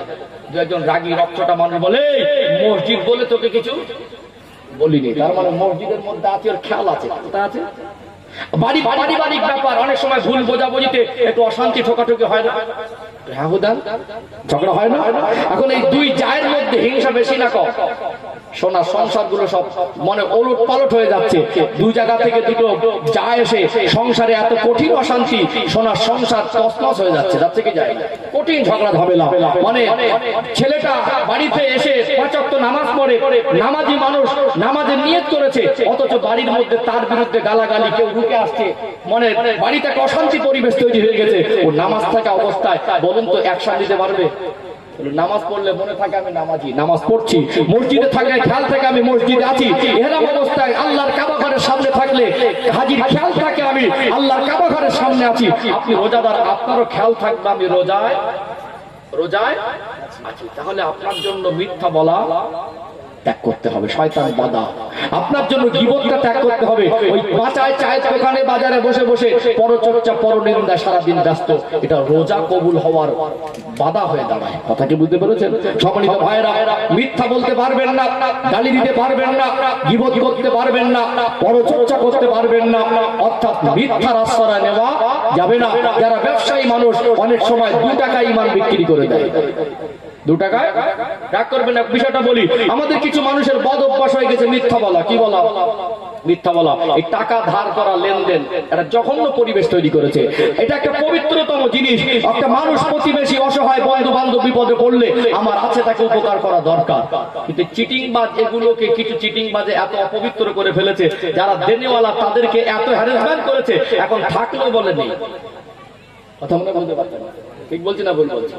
শুক্রবারে দেবো বলে সে রাঙা শুক্রবার আর বলেছিল শুক্রবার দেবো, 7টা শুক্রবার চলে গেছে, 70টা শুক্রবার চলে গেছে, ওর পয়সা দেবার সময় আসে না। কথা বুঝতে পারছেন না? এখন আছে আপনাদের মাজুরিয়া গ্রামে, ফোন করছে, কল করছে, ভাই কোথায় আছিস, পাওনাদার। বলছে আল্লাহর কি রে ভাই, আমি বাড়ি নেই। কি ফোনের মাধ্যমে মিথ্যা বলছে না? একজন মানুষ সবজি যারা চাষ করে, সবজি চাষ, উপরে পাইকারি মার্কেটে উপরের মালগুলো সুন্দর করে সাজিয়ে দেয়, ছোটখাটো মানে কিছু মাল, ছাট মাল ভিতরে ঢুকিয়ে দেয়। এখন দোকানদারের ওই সবজি বিক্রেতা গিয়ে দাঁড়িয়েছে, একজন খরিদ্দার এসে পছন্দ করে, তার সময় একটু সবজি তো দামে বিক্রি হয়। বলছে ভাই এই মালগুলো নেবো কত করে, আপনি বলেন কত করে। যে আশা করে গিয়েছিল তার থেকে যে পাইকারি কিনতে এসেছে, দাম 2 টাকা কিলো বেশি বলেছে, মনের আশা ছেড়ে বেশি। এখন বলছে ভাই মাল তো কিনবো, রোজার সময় এখন সবজির দামটা বেশি, তো এখন উপরে তো সব ঠিক দেখছি, ভিতরে ঠিক আছে তো, এ দেখছে একে তো কিলো 2 টাকা আমার আশা ছিল তার থেকে বেশি বলেছে, আর এই খদ্দেরটা যদি ছেড়ে যায় তাহলে বিপদ আবার হয়ে যাবে। তোমার আল্লাহর কি রে ভাই, উপরে যেমন ভিতরেও, তাহলে 1-2 টাকার আশা, 2 টাকা লাভের আশায় হয়তো 50 কিলো মাসে 100 টাকা লাভ হবে। ওই 100 টাকার জন্য রোজার মাসে একটা কি রেখে মিথ্যা কথা বলে, জঘন্য কাজ না? হুদান না। তাহলে রহমতের মাস, রোজার মাস আমাকে আপনাকে শিক্ষা দেবে, আমি রোজাদার। কথা বলতে পারি বলে আল্লাহ সহজ করে দিয়েছেন, দোকানদারি করছেন, হালাল ব্যবসা করছেন, পরিবারকে নিয়ে সময় কাটাচ্ছেন। যদি আল্লাহ চাইতেন কথা বলা অন্য নবীর উম্মতের মতো বন্ধ করে দিতে পারতেন না? যেমন নামাজে বলতে পারি না, তাহলে আমাদের জীবনটা আরো কঠিন হয়ে যেত। আল্লাহ ভালোবেসে আমার নবীর খাতিরে কথা বলার অনুমতি দিয়েছেন, তার মানে গীবত করার অনুমতি দেয়নি, মিথ্যা বলার অনুমতি দেয়নি। 11 মাস অসৎ সঙ্গ দোষে পড়ে বাজে কাজগুলো করেছেন। এই মাসে আল্লাহ চাইলে আপনি সংযত হতে পারবেন। আত্মসংযমের মাস, সংযত হওয়ার মাস, মুত্তাকি হওয়ার মাস, রমাদানুল মুবারক মাস, প্র্যাকটিক্যালি জীবনটাকে পবিত্র করার মাস, যেটা বললেন সুবহানাল্লাহ। তাহলে কাজে লাগানো দরকার আছে না? আছে না? চেষ্টা করবো, বলুন ইনশাআল্লাহ। দরকার আছে না? রোজা থাকা অবস্থায় কেউ যদি আপনার সঙ্গে বিতর্কে জড়ায়, আপনি বলে দেবেন, গালিও দেয়, ভাই আমি রোজাদার। কি বলবেন? ভাই আমি রোজাদার। তাহলে শয়তান বাঁধা থাকার পরেও যারা এই রোজার মাসে শয়তানিমূলক কাজ করে, আসলে তাদের কর্মকাণ্ড শয়তানের মতো হয়ে গেছে। কিছু মানুষের দেখবেন রোজার মাস আসলেই ঝামেলার বেগ বাড়ে, রোজার মাস আসলেই ঝগড়া করে, আছে না? একটা জঘন্য কাজ, রোজার মাসের হক নষ্ট করার গুনাহ তার নামায় আমলে হবে। এই জন্য আমরা রহমতের মাসে হক আদায় করার চেষ্টা করব, বলুন ইনশাআল্লাহ। আর তারপরে যদি বলেন আমি 20 দিন পার করেছি, আমার জীবনে এই মিথ্যা ত্যাগ করতে পারিনি, গীবত ত্যাগ করতে পারছি না, এই 20টা দিন আমার জীবন থেকে পার হয়ে গেছে, আমি পরচর্চা ত্যাগ করতে পারছি না, আমি মুখ থেকে গালি বন্ধ করতে পারছি না, আল্লাহ একটা স্পেশাল অপশন রহমতের মাসে দিয়েছে, সেটা বলুন সুবহানাল্লাহ। চলে যাবে, ক্লিয়ার করে দেয় ইনশাআল্লাহ। ও ভাইজানেরা, সোনার মানিক যুবকেরা, আব্বারা মায়েরা, এই রহমতের মাস 12 মাসের মধ্যে শ্রেষ্ঠ মাস, মুত্তাকি হওয়ার মাস, জান্নাত হাসিল করার মাস, ক্ষমা পাওয়ার মাস। এখানে একটু সংক্ষেপে ক্লিয়ার করে, খুব বেশি সময় নেব না। এই মাসে একটা রাত আছে, ওই রাতটা হলো লাইলাতুল কদরের রাত। জোরে বলুন সুবহানাল্লাহ। আরো অবাক হয়ে যাবেন, তথ্যগুলো আপনাদের তুলে ধরি। কোরআনুল কারীমে 114টি সূরার ভিতরে একটি সূরার নাম হলো সূরাতুল কদর। কদর বলে একটি সূরা আছে না নেই? একটি রাত হলো, এই রাতটা হলো কদর। একটি সূরার নাম হলো সূরাতুল কদর। ওই রাতের নামে আল্লাহ একটা কমপ্লিট সূরা নাজিল করেছেন। আল্লাহ পাক বলছেন, ইন্না আনজালনাহু ফি লাইলাতুল কদর ওয়া মা আদরাকা মা লাইলাতুল কদর লাইলাতুল কদরি খায়রুম মিন আলফি শাহর। আল্লাহ বলছেন, নিশ্চয় আমি আল্লাহ এই কোরআনুল কারীমকে লাইলাতুল কদরের রাতে নাজিল করেছি। ওয়া মা আদরাকা মা লাইলাতুল কদর। ওরে আমার বান্দা বান্দী, লাইলাতুল কদরটা কি তোমরা জানো? আল্লাহ পরের ব্যাখ্যায় বলছেন, লাইলাতুল কদরি খায়রুম মিন আলফি শাহর। লাইলাতুল কদর হলো ওই রাত, যে রাতটা হলো সহস্র মাস অপেক্ষা উত্তম। আরো অবাক হবেন, এই শব্দটা হাঁটতে অনেকে বুঝতে পারেন নাই। 1000 মাস অপেক্ষা উত্তম। আরেকটু হিসাব সহজ করে বুঝিয়ে দেই, 12 মাসে যদি 1 বছর হয়, যার কাছে হাতে মোবাইল আছে অথবা ক্যালকুলেটরে হিসাব করবেন, যদি 12 মাসে 1 বছর হয়, আল্লাহ যদি কোরআন শরীফে একটা রাতকে 1000 মাসের থেকে উত্তম রাত বলে আল্লাহ যদি গণ্য করে দেন, তাহলে 1000কে দিয়ে 12 দিয়ে ভাগ করে দেখবেন, 83 বছর প্লাস হবে। কত বছর প্লাস? 83 বছর প্লাস একটা রাত, এমন একটা রাত, ওই রাতটা যদি আপনি একটু আল্লাহর ইবাদতের মধ্যে কাটান, ওই রাতটা তেলাওয়াতের মধ্যে কাটান, ওই রাতটা জিকির আজকারের মধ্যে কাটান, দোয়া দরুদের মধ্য দিয়ে ইবাদত বন্দেগী করতে পারেন, একটা রাত আল্লাহ এমন রাত দিলেন একবারে। আমরা যদি আল্লাহ আমাদেরকে 83 বছর হায়াত দেন, আমরা 24 ঘন্টা ইবাদতে মশগুল থাকতে পারে নাই। একটু আপনাদের বুঝিয়ে দেই, মানুষ যদি 24 ঘন্টার মধ্যে গড়ে 8 ঘন্টা ঘুমায়, 3 8 24, কারো যদি 60 বছর আল্লাহ হায়াত দেন, তাহলে গড়ে যদি প্রত্যেক দিন 8 ঘন্টা ঘুমায়, তার জীবনের 60 বছরের মধ্যে 20 ঘন্টা ঘুমের মধ্যে কেটে যায় কি যায় না? 60 বছর যদি আল্লাহ হায়াত দেয় কাউকে, আর সে প্রত্যেক দিন যদি 8 ঘন্টা গড় ঘুমায়, তাহলে 3 ভাগের 1 ভাগ ঘুমালো, মানে 60 বছরের মধ্যে 20 বছর তার জীবনটা ঘুমে চলে গেল। হ্যাঁ, শরিয়াতের মাপকাঠিতে চললে ঘুমটাও ইবাদত, ঘুমটাও, খাবারটাও ইবাদত, পোশাক পরাটাও ইবাদত, জীবনটা ইবাদতের মধ্যে গণ্য হয়। তারপরে আমাদের জীবনের প্রত্যেকটা সময় পুঙ্খানুপুঙ্খানুরূপে আমরা মানুষ হিসেবে ইবাদতের মধ্যে কাটাতে পারি না। কিন্তু চাইলে একটা রাত পারবো কি পারবো না? একটা রাত পারবো। একটা রাত সহস্র মাস, 1000 মাস অপেক্ষা উত্তম। এই রাতটা বেশি নেকি অর্জন করার রাত। জোরে বলুন সুবহানাল্লাহ।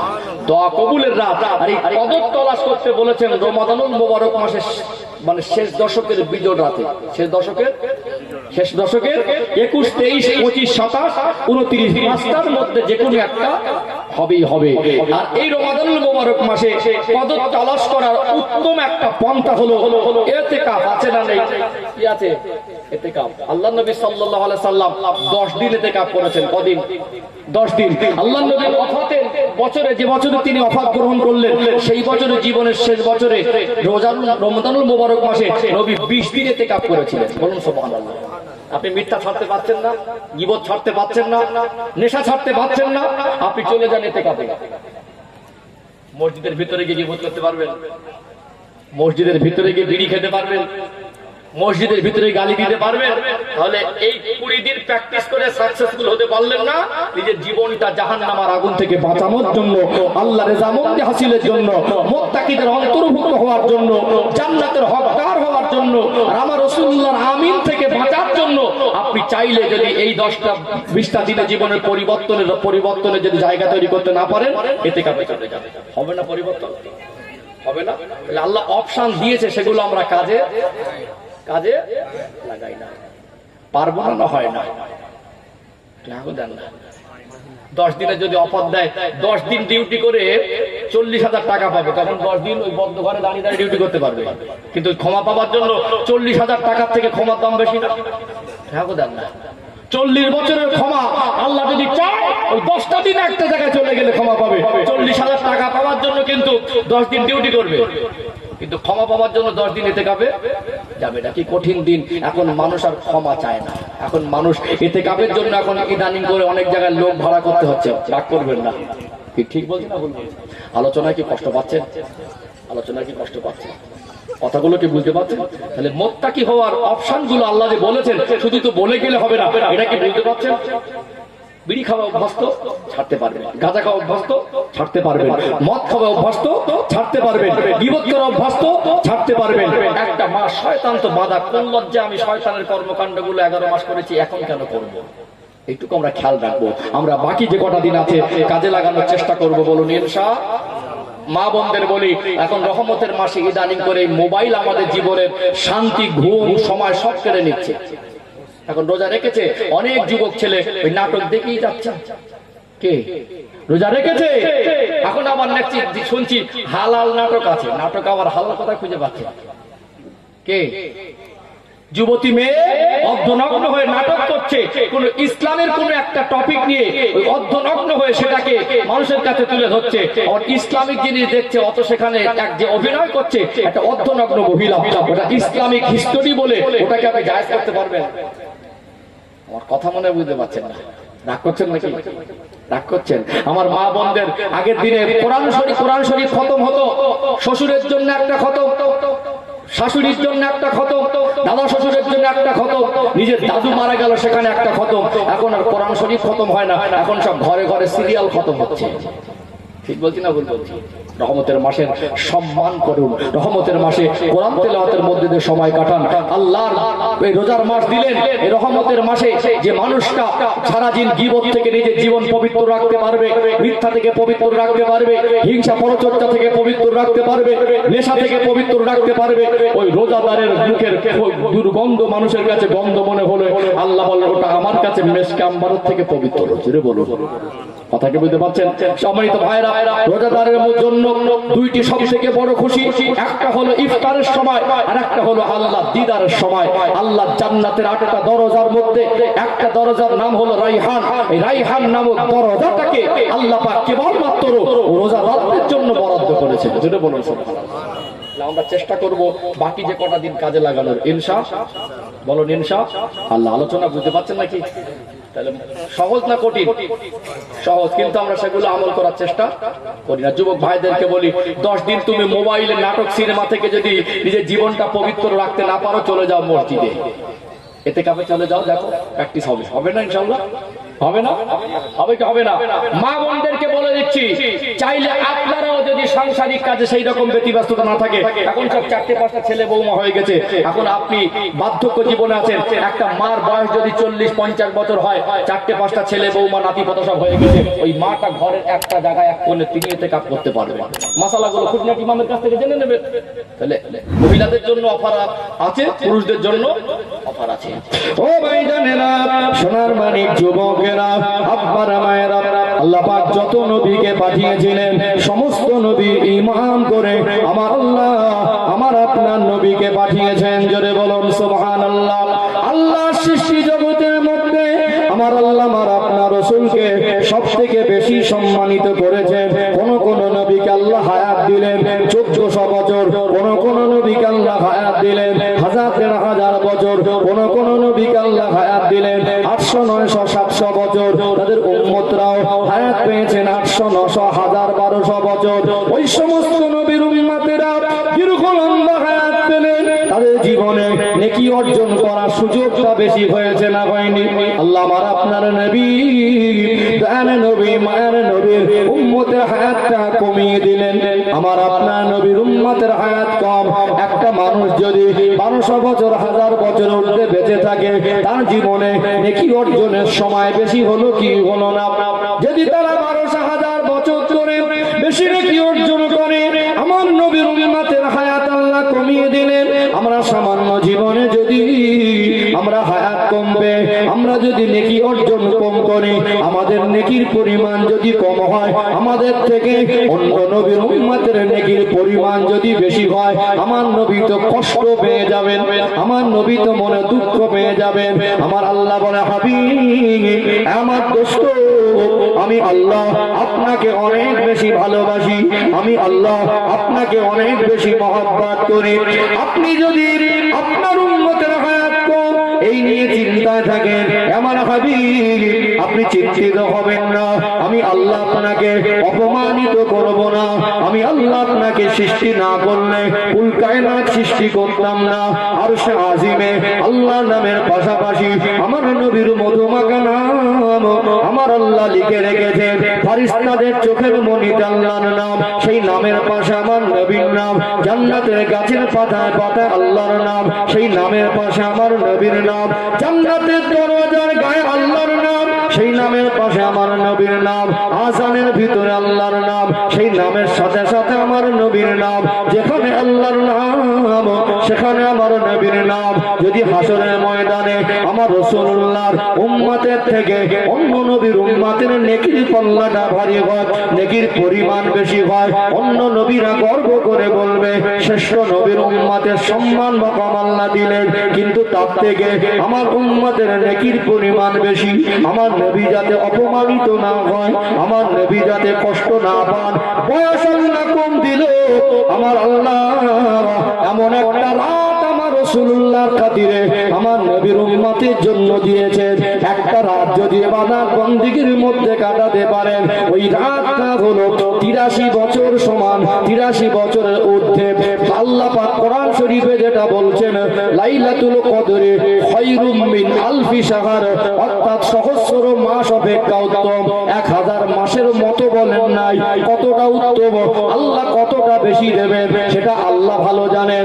আমার আপনার জীবনে যদি আল্লাহ 60 বছর করে হায়াত দেন, গড় যদি আমার রাসূলুল্লাহর উম্মতের হায়াত 60-63 বছরে এসে দাঁড়ায়, আরো যদি কমে যায়, বছরে একটা করে রাত, ওটা যদি 83 বছরের বেশি সময় হয়, অন্য নবীর উম্মতেরা তারা 1500 বছরে যা করেছে, আমার নবীর উম্মত যদি আমার আল্লাহ রাসূলের কথা মতো জীবন যাপন করে, এদের 40-50 বছর বয়সের নেকির পরিমাণটা আমার আল্লাহর দরবারে অনেক গুণে বেশি হয়ে যাবে।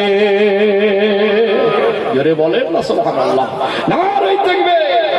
এখানকার একটা ব্যাখ্যা দেই, বয়স যদি বেশি, হায়াত যদি 1000 বছর ঊর্ধ্বে পাওয়া যায়, নেকি অর্জনের সময় বেশি পাওয়া যায়। আর একটা ভয়ও থাকে, গোনাও বেশি হয়ে যাওয়ার আশঙ্কা। গোনাও, কিন্তু আমাদের হায়াত কম, গোনা হওয়ার আশঙ্কাটাও, অথচ নেকি অর্জনের অপশনটা বেশি। তারপরে যদি এই মাসটাকে কাজে না লাগাই, বছরে এই রাতটাকে কাজে না লাগাই, আমার বা আপনার মতো হতভাগা আর কি হবে। ইনশাআল্লাহ আমি চাইলে এগুলো মানে প্রাথমিক পর্যায় থেকে যদি লম্বা লম্বা করে বায়ান করতাম, কাটা কাটা করে, অনেক লম্বা সময়ের প্রয়োজন ছিল। কথা কি বুঝতে পারছেন? আমি খুব সংক্ষিপ্ত আকারে মানে বিষয়গুলোকে মানে পুরো স্পষ্টভাবে সবটা তুলে ধরার চেষ্টা করছিলাম, কিন্তু সময়ের পরিপ্রেক্ষিত দিকে তাকিয়ে আমি বিস্তারিত বলার অবকাশ পাইনি। জাস্ট পয়েন্টগুলো একটু অল্প অল্প করে তুলে ধরেছি, মোটামুটি বুঝে আসছে। এবারে বলুন, এই মাসের হক আদায় না করলে আল্লাহ এত কিছু অপশন দেওয়ার পরে ওর মতো হতভাগার উপরে নবীর আমিন প্রয়োগ হবে কি হবে না? আর যদি তোমার এই নবীর আমিন প্রয়োগ হয়, আমি হুজুর দোয়া তাবিজ দিয়ে তোমাকে বাঁচাতে পারবো না। এই জন্য আমরা বাকি দুটো রাস্তা, একটা হলো ক্ষমার জান্নাতের রাস্তা, আর একটা হলো ধ্বংসের রাস্তা। বাকিটা আপনার হাতে, বাকিটা আমি এখান থেকে আপনাদের অনুরোধ করব, যার যে জীবন যে সময়টা চলে গেছে ওটা তো আর ফিরে আবার যতটুকু আছে কাজে লাগাই, অনুতপ্ত হই, আল্লাহর কাছে ক্ষমা চাই, কান্নাকাটি করবো। বলুন ইনশাআল্লাহ। চলুন সামনে ঈদ, সামনে বাবা মার কথা আসবো, ইনশাআল্লাহ তাকবীর দেবো, আবার একটু দরুদ পড়ে নেবো, বাবা মার কথা আসবো। আর এই ঈদের বিষয়ে, বাবা মার খেদমতের সেবার বিষয়ে, হকাদার বিষয়ের কথাটা ইনশাআল্লাহ এসে যাবে আলোচনা। অসুবিধা হচ্ছে নাকি? এটা মোটামুটি বুঝতে পারছেন তো? এগুলো বুঝতে হবে। আমরা যে পরিমাণে 50-60 বছর ধরে জলসা শুনেছি, এক একটা বিষয় যদি ভালো করে বুঝতাম, আমাদের প্রকৃতপক্ষে ইসলাম সম্পর্কে আমাদের অনেক কিছু জানা হয়ে যেত। অথচ আমরা শুনেই গেছি, ভালো করে বোঝার চেষ্টা করিনি। একটু তাকবীর দেন তো, নারায়ে তাকবীর। সবাই একটা হাত তুলে বলেন তো, নারায়ে রিসালাত, নারায়ে তাকবীর। একটু দরুদ শরীফ না পড়লে মজলিসের হক আদায় হয় না, রহমত বর্ষণও হয় না। একটু মহব্বতে দরুদ শরীফ, আল্লাহুম্মা সাল্লি আলা সাইয়্যিদিনা মাওলানা মুহাম্মদ ওয়া আলা আলি সাইয়্যিদিনা মুহাম্মদ। হব্বে আহমদ জলহি सीने में है, मैं हूँ मेरा दिल मदीने में गए, फूल तो फूल काटूं, क्या हुस्न है लुत्फ जन्नत से बढ़कर मदीने में गए। अल्लाहुम्मा सल्ली अला सय्यिदिना व अला आलि सय्यिदिना মাওলানা মুহাম্মদ। সম্মানিত ভাইয়েরা, আমরা আল্লাহ ওলিদের মানছি, আল্লাহ ওয়ালাদের কেন মানি এর একটা উত্তর দেওয়ার দরকার আছে। আছে না? বাপ মার কথাটা বলে, আর এখানে আমি এমন একজন আল্লাহর ওলির জীবনী টেনে আনবো, আল্লাহর ওলিদের মানা এবং বাবা মার হকের বিষয়টা একেবারে পরিষ্কার হয়ে যাবে ইনশাআল্লাহ। ও ভাইজানেরা, সোনার মানিক যুবকেরা, আব্বারা মায়েরা, আমি যে আলোচনা করছিলাম, যেহেতু জাহান্নামের আগুন থেকে আল্লাহ পাক আমাকে আপনাকে বাঁচার আদেশ দিয়েছেন, সেই সাথে সাথে আমাদের যারা আহল পরিবার তাদেরকেও বাঁচানোর আদেশ আদেশ দিয়েছেন না দেন নাই? জাহান্নামের আগুন থেকে বাঁচার জন্য আল্লাহ আমাদেরকে দুটো বড় বড় নেয়ামত দিয়েছেন। একটা হলো রমাদানুল মুবারক মাস, আরেকটা হলো বাবা মার সেবার খেদমত।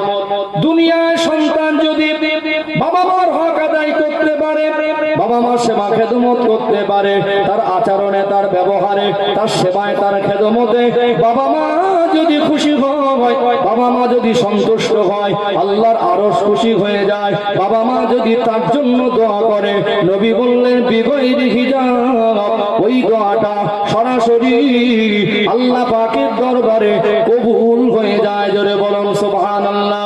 বাবা মা যদি হক আদায় না করেন, বাবা মার যদি মনে কষ্ট দেন, বাবা মার হক নষ্ট করেন, 70 বার হজ করে 70টা মসজিদ বানিয়ে দিয়ে তাহাজ্জুদের নামাজে চোখের পানি স্রোত বয়ে বয়ে যদি চোখের পানির নালা বয়ে যায়, আপনি সারা জীবনে যদি একাত্ম নামাজও কাজা না করেন, যত ভালো মানুষ হিসাবে আল্লাহর কাছে পেশ করেন, বাবা মার যদি হক নষ্ট করেন, আপনার ঠিকানা কিন্তু জাহান্নাম।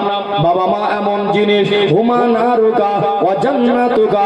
আল্লাহ নবী বললেন তোমাদের বাবা মা তোমাদের জন্য জান্নাত, তোমাদের বাবা মা তোমাদের জন্য জাহান্নাম। ও ভাইরা, বাবাজিরা, বাবা মা সেবা খেদমত করে বাবা মার দোয়া নিয়ে আল্লাহর ওলিও হওয়া যায়, জান্নাতের হকদার হওয়া যায়। আর বাবা মার বদকা এমন কঠিন জিনিস, আল্লাহর ওলি হয়েও ছাড় পাওয়া যায় না। এখানে একটু বিখ্যাত একজন হাক্কানি আল্লাহর ওলির কথা তুলে ধরে, এবং আমরা কেন আল্লাহর ওলিদের মানে তারও দলিলটা দিয়ে দেব ইনশাআল্লাহ। বনি ইসরাঈলদের মধ্যে একজন আল্লাহর বড় মাহবুব ওলি বান্দা ছিলেন, আল্লাহর আশিক ছিলেন, আল্লাহর দেওয়ানা ছিলেন, ফানা ফিল্লাহ ছিলেন। আল্লাহ ছাড়া কিছু বুঝতেন না। দুনিয়া কোন রকমে শুধু খাবার টাইমটা খেতেন, কোন রকমে রুজি রুটির জন্য কিছুটা একটু রোজগার উপার্জন করতেন। দুনিয়ার বিল্ডিং, দুনিয়ার মাল, দুনিয়ার সম্পদ, দুনিয়াদারি ভিতরে তার মধ্যে কিছুই ছিল না। আল্লাহর মস্ত বড় ওলি, আল্লাহর মহব্বতে ফানা হয়ে থাকতেন, জিকিরে নামাজে মশগুল হয়ে থাকতেন। তার একটা বৃদ্ধা মা ছিলেন। ওই বৃদ্ধা মা বয়স অনেক বেশি হয়ে গেছে, মায়ের কাছে চলে গেলেন। আল্লাহর ওলি হযরত জুরাইজ রাহমাতুল্লাহ আলাইহি মায়ের কাছে গিয়ে বললেন, মা আমি ঘরে ইবাদত করি, কখনো বাচ্চাদের কান্নার আওয়াজ, ঘরে ইবাদত করি, কখনো মানুষের গলার আওয়াজ, আমার ইবাদতে বিঘ্ন ঘটে। আপনি যদি অনুমতি দিতেন, আপনি যদি ইজাজত দিতেন, আমি একটু ঘর বাড়ি ছেড়ে জনসমক্ষে মানুষের সামনে যায় ঘোরাফেরা করা, মানুষের কথাবার্তা না শোনা, আমি যদি এগুলো থেকে আলাদা হয়ে আমি যদি নিরিবিলি কোন একটা গভীর জঙ্গলে গিয়ে একটা ছোট্ট ইবাদতখানা করে আল্লাহর ধ্যানে মশগুল হতে পারতাম, আমার বড় ভালো লাগতো। মা দেখলো ছেলেটা বড় আল্লাহর ওলি, ছেলেটা আল্লাহ ছাড়া কিছু বোঝে না, ভালো কাজে তো বাবা মা বাধা দেয় না।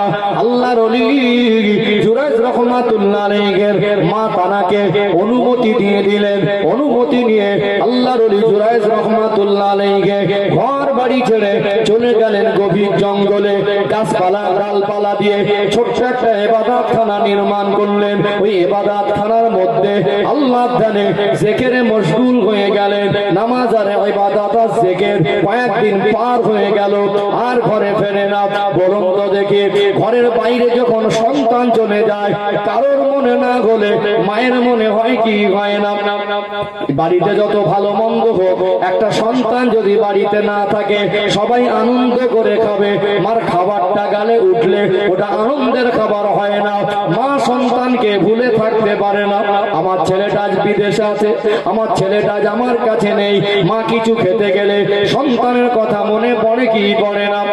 মার জান মনটা উতালা হয়ে গেল।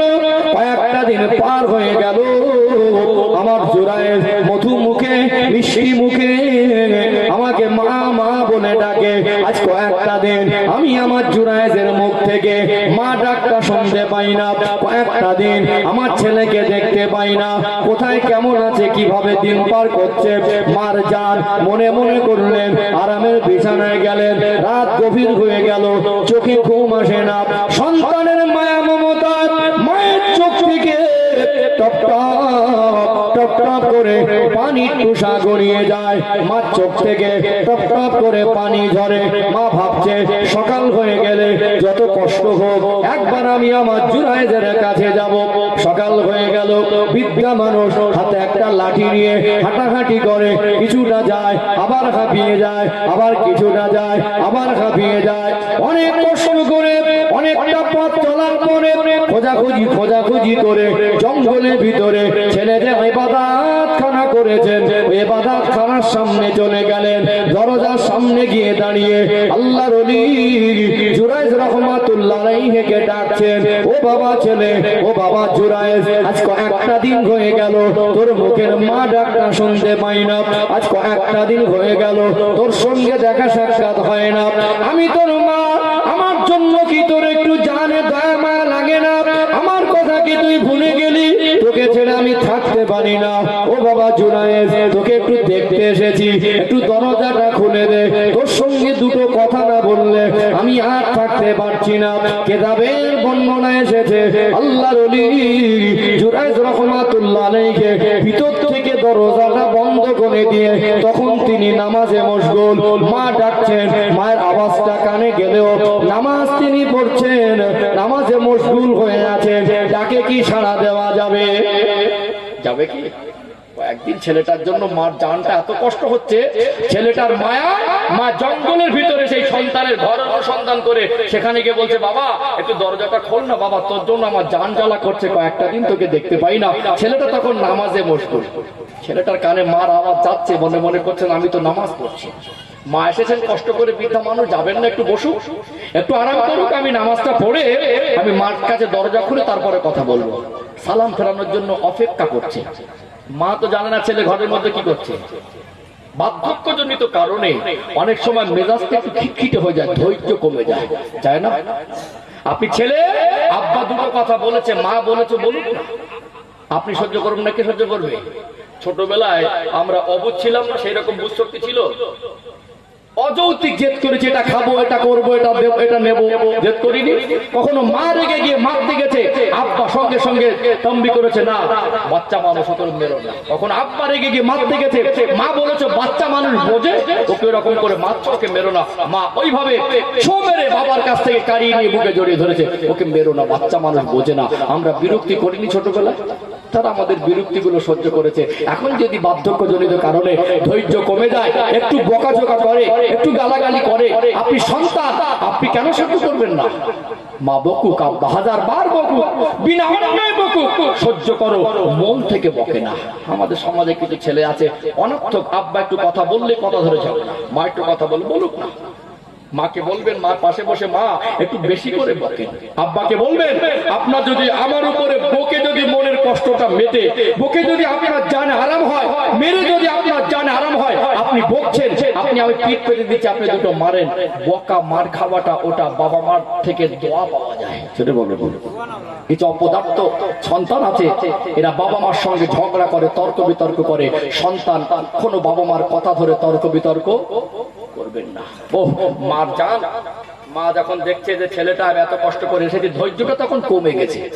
এত দূর কষ্ট করে হেঁটে হেঁটে আসলাম তোর জন্য, জান জ্বালা করছে বলে, আর তুই কি এমন ইবাদত করিস? তোর মার জন্য 10 মিনিট সময় হয় না?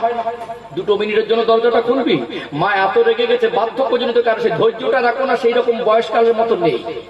মা বললো যে তোর জন্য যদি আমার জান জ্বালা করে, আমি তোর মা এত দূর এসেছি, তুই দরজা কত খুলবি? দরজা খুলতে দেরি হয়েছে, মা রাগ করে বাড়ি চলে এসেছে।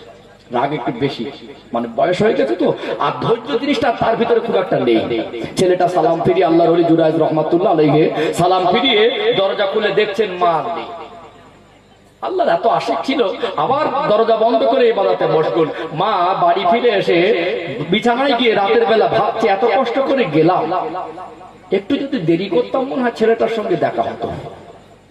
একটু যদি দেরি করতাম, ছেলেটার সঙ্গে মনে হয় ও তো চুরি ডাকাতি করে না, নামাজ পড়ে, বাড়ি যতক্ষণ থাকতো আমি দেখেছি জিকির করে আর নামাজ পড়ে, কিছু না কিছু আল্লাহ ধারে মশগুল ছিল। মার জান মনে করতে যত কষ্ট হোক, কাল সকালবেলা আর একবার যাবো, বলুন না সুবহানাল্লাহ। দ্বিতীয় দিন সকাল হয়ে গেল, আল্লাহর ওলি জুরায়েজ রাহমাতুল্লাহ আলাইহির মা মনের কষ্ট ভুলে গেলেন, মনে মনে ভাবতে লাগলেন যত কষ্ট হোক আর একবার যাব। সকালবেলা পায়ে হেঁটে অত্যন্ত কষ্ট করে দ্বিতীয় দিন আবার সন্তানের দরজার ধারে চলে গেলেন।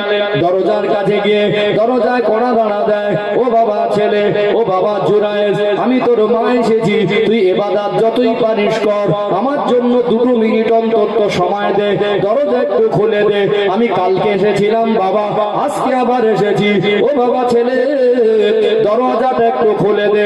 কিতাবের বর্ণনা এসেছে আল্লাহর ওলি জুরাইজ রাহমাতুল্লাহ আলাইহি আজও তিনি নামাজে মশগুল, মনে মনে করছেন মা কালকে ফিরে গিয়েছিলেন, আজ হয়তো মা ফিরে যাবেন না, তবে নামাজটা তো আল্লাহর জন্য। আজকে সমাজে কিছু নামাজি দেখা যায় 5G নামাজি, নামাজে গিয়ে ধোঁকাবাজি করে। আল্লাহ নবী বললেন তোমাদের মধ্যে এই ব্যক্তি হলো বড় চোর, যে নামাজে চুরি করে। কিছু সমাজে আজকে নামাজি আছে কখন 4 রাকাত নামাজ 3.5 মিনিটে শেষ করে দেয়, আছে না নেই? রুকুতে চলে যায়, সিজদায় চলে যায়, সেখানে গিয়ে কোমের উপরে 3 বার সুবহান রাব্বিয়াল আলা, সুবহান রাব্বিয়াল আযীম, রুকু সিজদা তাসবিহ গুলো কোমের উপরে 3 বার পড়া দরকার, আছে না নেই? সমাজে কিছু ডিসব্রেক মারা মুসল্লি, 5G মুসল্লি বেরিয়েছে, এরা মাঝে মাঝে দেখবেন ইমামের পিছনে ইক্তেদা করে ইমামের অনুসরণ করাটাই হলো জরুরি। আপনি রুকু করবেন ইমামের সাথে সাথে, ইমাম আল্লাহু আকবার বলে রুকুতে যাবেন, তারপরে আপনি তার সাথে সাথে যেতে পারেন অথবা তার পর যেতে পারেন, তার আগে কিন্তু যেতে পারবেন না। অথচ সমাজে কিছু মুসল্লি আছে ইমাম সিজদা থেকে ওঠার আগে ঠেলে ওঠে, ইমাম রুকু থেকে ওঠার আগে ঠেলে ওঠে, আছে না নেই? ও ভাইরা বাবাজিরা, আল্লাহর ওলি তানাদের নামাজে তো তাড়াহুড়া থাকে না, মনে মনে করছেন মা এসেছে, মায়ের জন্য আমি নামাজটাকে ছোট করে দিতে পারি না, নামাজে আজকে মশগুল। দ্বিতীয় দিন মা দাঁড়িয়ে দাঁড়িয়ে এত রাগা রেগে গেলেন, মার জান, মা ভাবলো তুই কেমন হয়ে গেলি বাবা, আমার জন্য কি তোর মনে যারা কষ্ট হয় না? মা রেগে গিয়ে মা ভাবলো আজকে এসেছি, কালকে এসেছিলাম, আমার জন্য যখন তোর 2 মিনিটও সময় হয় না, তোর জন্য যখন আমার এত জান কাঁদে, তোর যখন কিছুই হয় না, আমি আর তোর কাছে আসবো না। মা রাগ করে দ্বিতীয় দিন বাড়ি চলে আসলো, সালাম ফিরিয়ে দরজা খুলে দেখলেন, ঘরের বাইরে বেরিয়ে চতুর্দিকে খোঁজাখুঁজি করলেন, মাকে পেলেন না। আল্লাহর ওলি জুরাইজ রাহমাতুল্লাহ আলাইহি চিন্তার মধ্যে পড়ে গেলেন, আমি যখনই নামাজে দাঁড়াই তখনই আমার মা আসে। আবার তৃতীয় দিন ছেলেটা নামাজে দাঁড়ানোর আগে মনে মনে করছেন আজকে হয়তো আমার মা আবার আসবে, আজকে নামাজে দাঁড়াবো না, বেশ কিছুক্ষণ অপেক্ষা করব, মায়ের সঙ্গে কথা বলবো, তারপরে নামাজে দাঁড়াবো। মা দ্বিতীয় দিন রাগ করে বাড়ি যাচ্ছে, আর মা বলছে আজ আর তোর কাছে আসবো না, 2 দিন এসে ফিরে যাচ্ছি, আর আমার তোর সঙ্গে দেখা করার প্রয়োজন নেই। বলুন তো মার রাগ তো বেশিক্ষণ থাকে না। বাড়ি চলে গেলেন, চোখ ভরা পানি, বিছানায় চলে গেলেন, চোখের পানি গড়িয়ে গড়িয়ে যায়, যে মা রাগ করে বলেছিল আর তোর কাছে আসবো না, আর তোর কাছে আমার আসার প্রয়োজন নেই। সেই মা মনের কষ্টটা মনে নিবারণ করে নিয়ে মা ভাবলেন যত কষ্ট হোক কাল সকাল বেলা আর একবার যাবো, জোরে বলুন সুবহানাল্লাহ। দ্বিতীয় দিন বলছিল তোর কাছে আসবো না, মা বলছে শেষবারের মতো আর একবার যাবো। আর ছেলেটা ভাবছে মা আজকেও আসবে, তবে আজকে মার সঙ্গে কথা বলি, নামাজে দাঁড়াবো। ছেলে বসে বসে বসে বসে নামাজে আল্লাহু আকবার নিয়ত করেছে, সেই সময় মা গেছে। ছেলেটা ভাবলো যে আল্লাহর ওলি মানুষ, আমি নামাজের জন্য দেরি করছিলাম, মা আসবে কথা বলবো আর নামাজে দাঁড়াবো, তার মানে আজকে আমি নামাজে নিয়ত করেছি, মা এসেছে মানে, তাহলে মা যদি দেখা করতে চায় অন্য দিনের থেকে আজকে বেশিক্ষণ বসতে হবে, কি করতে হবে বেশিক্ষণ। মা গিয়ে দরজা যখন খুলছে না, এত কষ্ট পেয়ে গেলে দরজার ধারে দাঁড়িয়ে দাঁড়িয়ে চোখ থেকে টপ টপ করে, বৃদ্ধা মানুষ তো পানি ঝরছে, আর বাচ্চার মায়া মমতা স্মৃতিগুলো মা মনে করছে, তুই আমার পেটে ছিলি, 9-10টা মাস কত কষ্ট করেছি, খেতে বসতাম, পেটের মধ্যে লড়াচড়া করতিস, 6 মাস 7 মাস বয়স লাথি মেরে দিয়েছিলি, কলিজা আঘাত লেগেছিল, আমি মা পেটটাকে ধরে একবার ওটার একবার বসে ওই খাবারটা ছেড়ে দিয়েছিলাম, খাবার টাইমে খাইনি। সংসারের কাজ করতে হতো, আমি তোর মা কত কষ্ট করেছি। ভূমিষ্ঠর সময় আমি তোর মা জানটুকু বেরিয়ে যেতে বাকি ছিল, ব্যথা যন্ত্রণা সহ্য করেছি। অসুস্থ ছিলি, দুনিয়ার মানুষ ঘুমাতো, আমি তোর মা আল্লাহর কাছে কেঁদে কেঁদে বলতাম, আল্লাহ আমার বাচ্চাকে সুস্থ করে দেন। রাতের বেলা আমার কোলের কাছে পেশাব করে দিয়ে কেঁদে উঠেছিস। আমি তোর মা চোখটা ঘুমালে অন্তরটা তোর জন্য জেগে থাকতো, বুকে জড়িয়ে ধরে তোকে শুকনো জায়গায় দিয়ে আমি তোর মা ভিজে জায়গায় সরে যেতাম, নিজে না খেয়ে তোকে খাওয়াতাম। তুই যখন বাচ্চা মানুষ, কখনো খেতে বসেছি কোলে পেশাব আর পায়খানা করে দিয়েছি, আমি তোর মা কোনোদিন রাগ করিনি। আমি তোর মা বৃদ্ধা মানুষের একদিন দুদিন তিন দিন আসছি, আমার জন্য তো 2 মিনিট সময় হয় না। তুই কেমন আল্লাহর ওলি হয়েছিস আমি জানি না, তবে তোর মার জন্য তো 2 মিনিট সময় দেওয়া উচিত। যা আজকে থেকে কথা দিয়ে যাচ্ছি, তোর কাছে আর আসবো না, আসবো না। মা মনের কষ্টে আল্লাহর কাছে একটা বদদোয়া করে ফেলেছিলেন, তুই কত বড় আল্লাহর ওলি। আমি তোর মা বলে গেলাম একটা ব্যভিচারী, দেহ ব্যবসায়ী, নোংরা বেশ্যা মহিলার সঙ্গে তোর যতক্ষণ না দেখা হবে ততক্ষণ না আমার আল্লাহ যেন তোর মউত না দেয়। মা মনের কষ্টে কথাটা আল্লাহর কাছে বলে ফেলেছিলেন। এটা মা আর আল্লাহ ছাড়া আর কেউ জানে না। দেখবেন গভীর রাতে সাধারণত 2 শ্রেণীর মানুষ জাগে। এখন সিচুয়েশন পাল্টে গেছে। আগের দিনের উদাহরণ এটা, মানে বিগত দিনের উদাহরণ দিলে ভালো হয়। এক হলো চোর ব্যক্তি রাতে ওঠে, আর এক হলো তাহাজ্জুদ পড়া ব্যক্তি। আগে তো আল্লাহ ওয়ালা সুফি মানুষ ছিল বেশি সংখ্যা, কি এখন আলেম বেড়ে গেছে আর আল্লাহর ওলির সংখ্যা কমে গেছে। কথা ঠিক না ঠিক? এখন নামাজি বেড়ে গেছে, কিন্তু সাথে সাথে চিটিং বাজও বেড়ে গেছে। ভালো নামাজি খুব একটা বাড়িনি। সম্মানিত ভাইরা, তো সেই সময় আগের দিনে কি হতো, রাতের বেলা 2 শ্রেণীর মানুষকে বেশি দেখা যেত। এক হলো চোর, আর এক হলো আল্লাহওয়ালা সুফিদের। তারা তাহাজ্জুদে উঠে যেতেন। আল্লাহওয়ালাদের একটা আমল ছিল, শেষ রাতে দোয়া কবুলের রাত মুহূর্ত তারা তাহাজ্জুদের নামাজের জন্য উঠে যেতেন। বলুন সুবহানাল্লাহ। এই জঙ্গলের ভিতরে ঠিক এরকম একটা সিচুয়েশন, 2 শ্রেণীর মানুষ থাকতো। এক হলো আল্লাহওয়ালারা, গভীর নিরিবিলি জায়গায় গিয়ে তারা ইবাদত মশগুল করতে, ইবাদত মশগুল হতেন না। আর এক হলো যারা অসৎ চিন্তাধারা নিয়ে জঙ্গলে থাকতো। একটা যুবতী, অবিবাহিতা, তরুণী, সুন্দরী, রমণী, একটা দেহ ব্যবসায়ী মহিলা জঙ্গলে থাকতো। এই পয়সার বিনিময়ে সময় দুটো পড়তে পারতো না। মানে এলাকার যুবকরা তার গ্রুপের সৌন্দর্যে পাগল হয়ে দেওয়ানা হয়ে থাকতো, পয়সার বিনিময়ে সময় উঠতে পারতো না। সে ছিল মানে দেহ ব্যবসায়ী, গোদা বাংলা যাকে বলে বেশ্যা মহিলা। কথা কি বুঝতে পারছেন? এখন ওই মেয়েটা একদিন দেখলো, সেদিন কোনো কারণবশত তার কাছে কেউ যায়নি। শয়তানি ওয়াসওয়াসা মনে হলো যে জঙ্গলের মধ্যে আমার মতো নিকৃষ্ট মানুষ আর কেউ থাকে না, আমি দেহ ব্যবসা করি। আর জঙ্গলের মধ্যে ইদানিং দেখছি যে বেশ কিছুদিন একজন আল্লাহর ওলি এসে বাসা বেঁধেছে। তিনি জুরাইজের মতো আল্লাহর ওলি, আর জঙ্গলে কেউ নেই। আর আমার মতো নিকৃষ্ট কেউ নেই, আর জুরাইজের মতো ভালো মানুষ জঙ্গলে আর কেউ নেই। মনে মনে হলো এত মানুষের সঙ্গে জীবনে সময় পার করেছি, আজকে একবার গিয়ে জুরাইজের কাছে বলবো একটু তোর সঙ্গে সময় পার করবো। আল্লাহ আল্লাহরা কাকে ভয় করে? ওই যুবতী মেয়েটা এসে জুরাইজকে গলার চিকন সুরে ডাকছে, জুরাইজ আমি জানি তুমি আল্লাহর ওলি, দেখো আমার চেহারা সৌন্দর্য দেখে এলাকার মানুষ পাগল।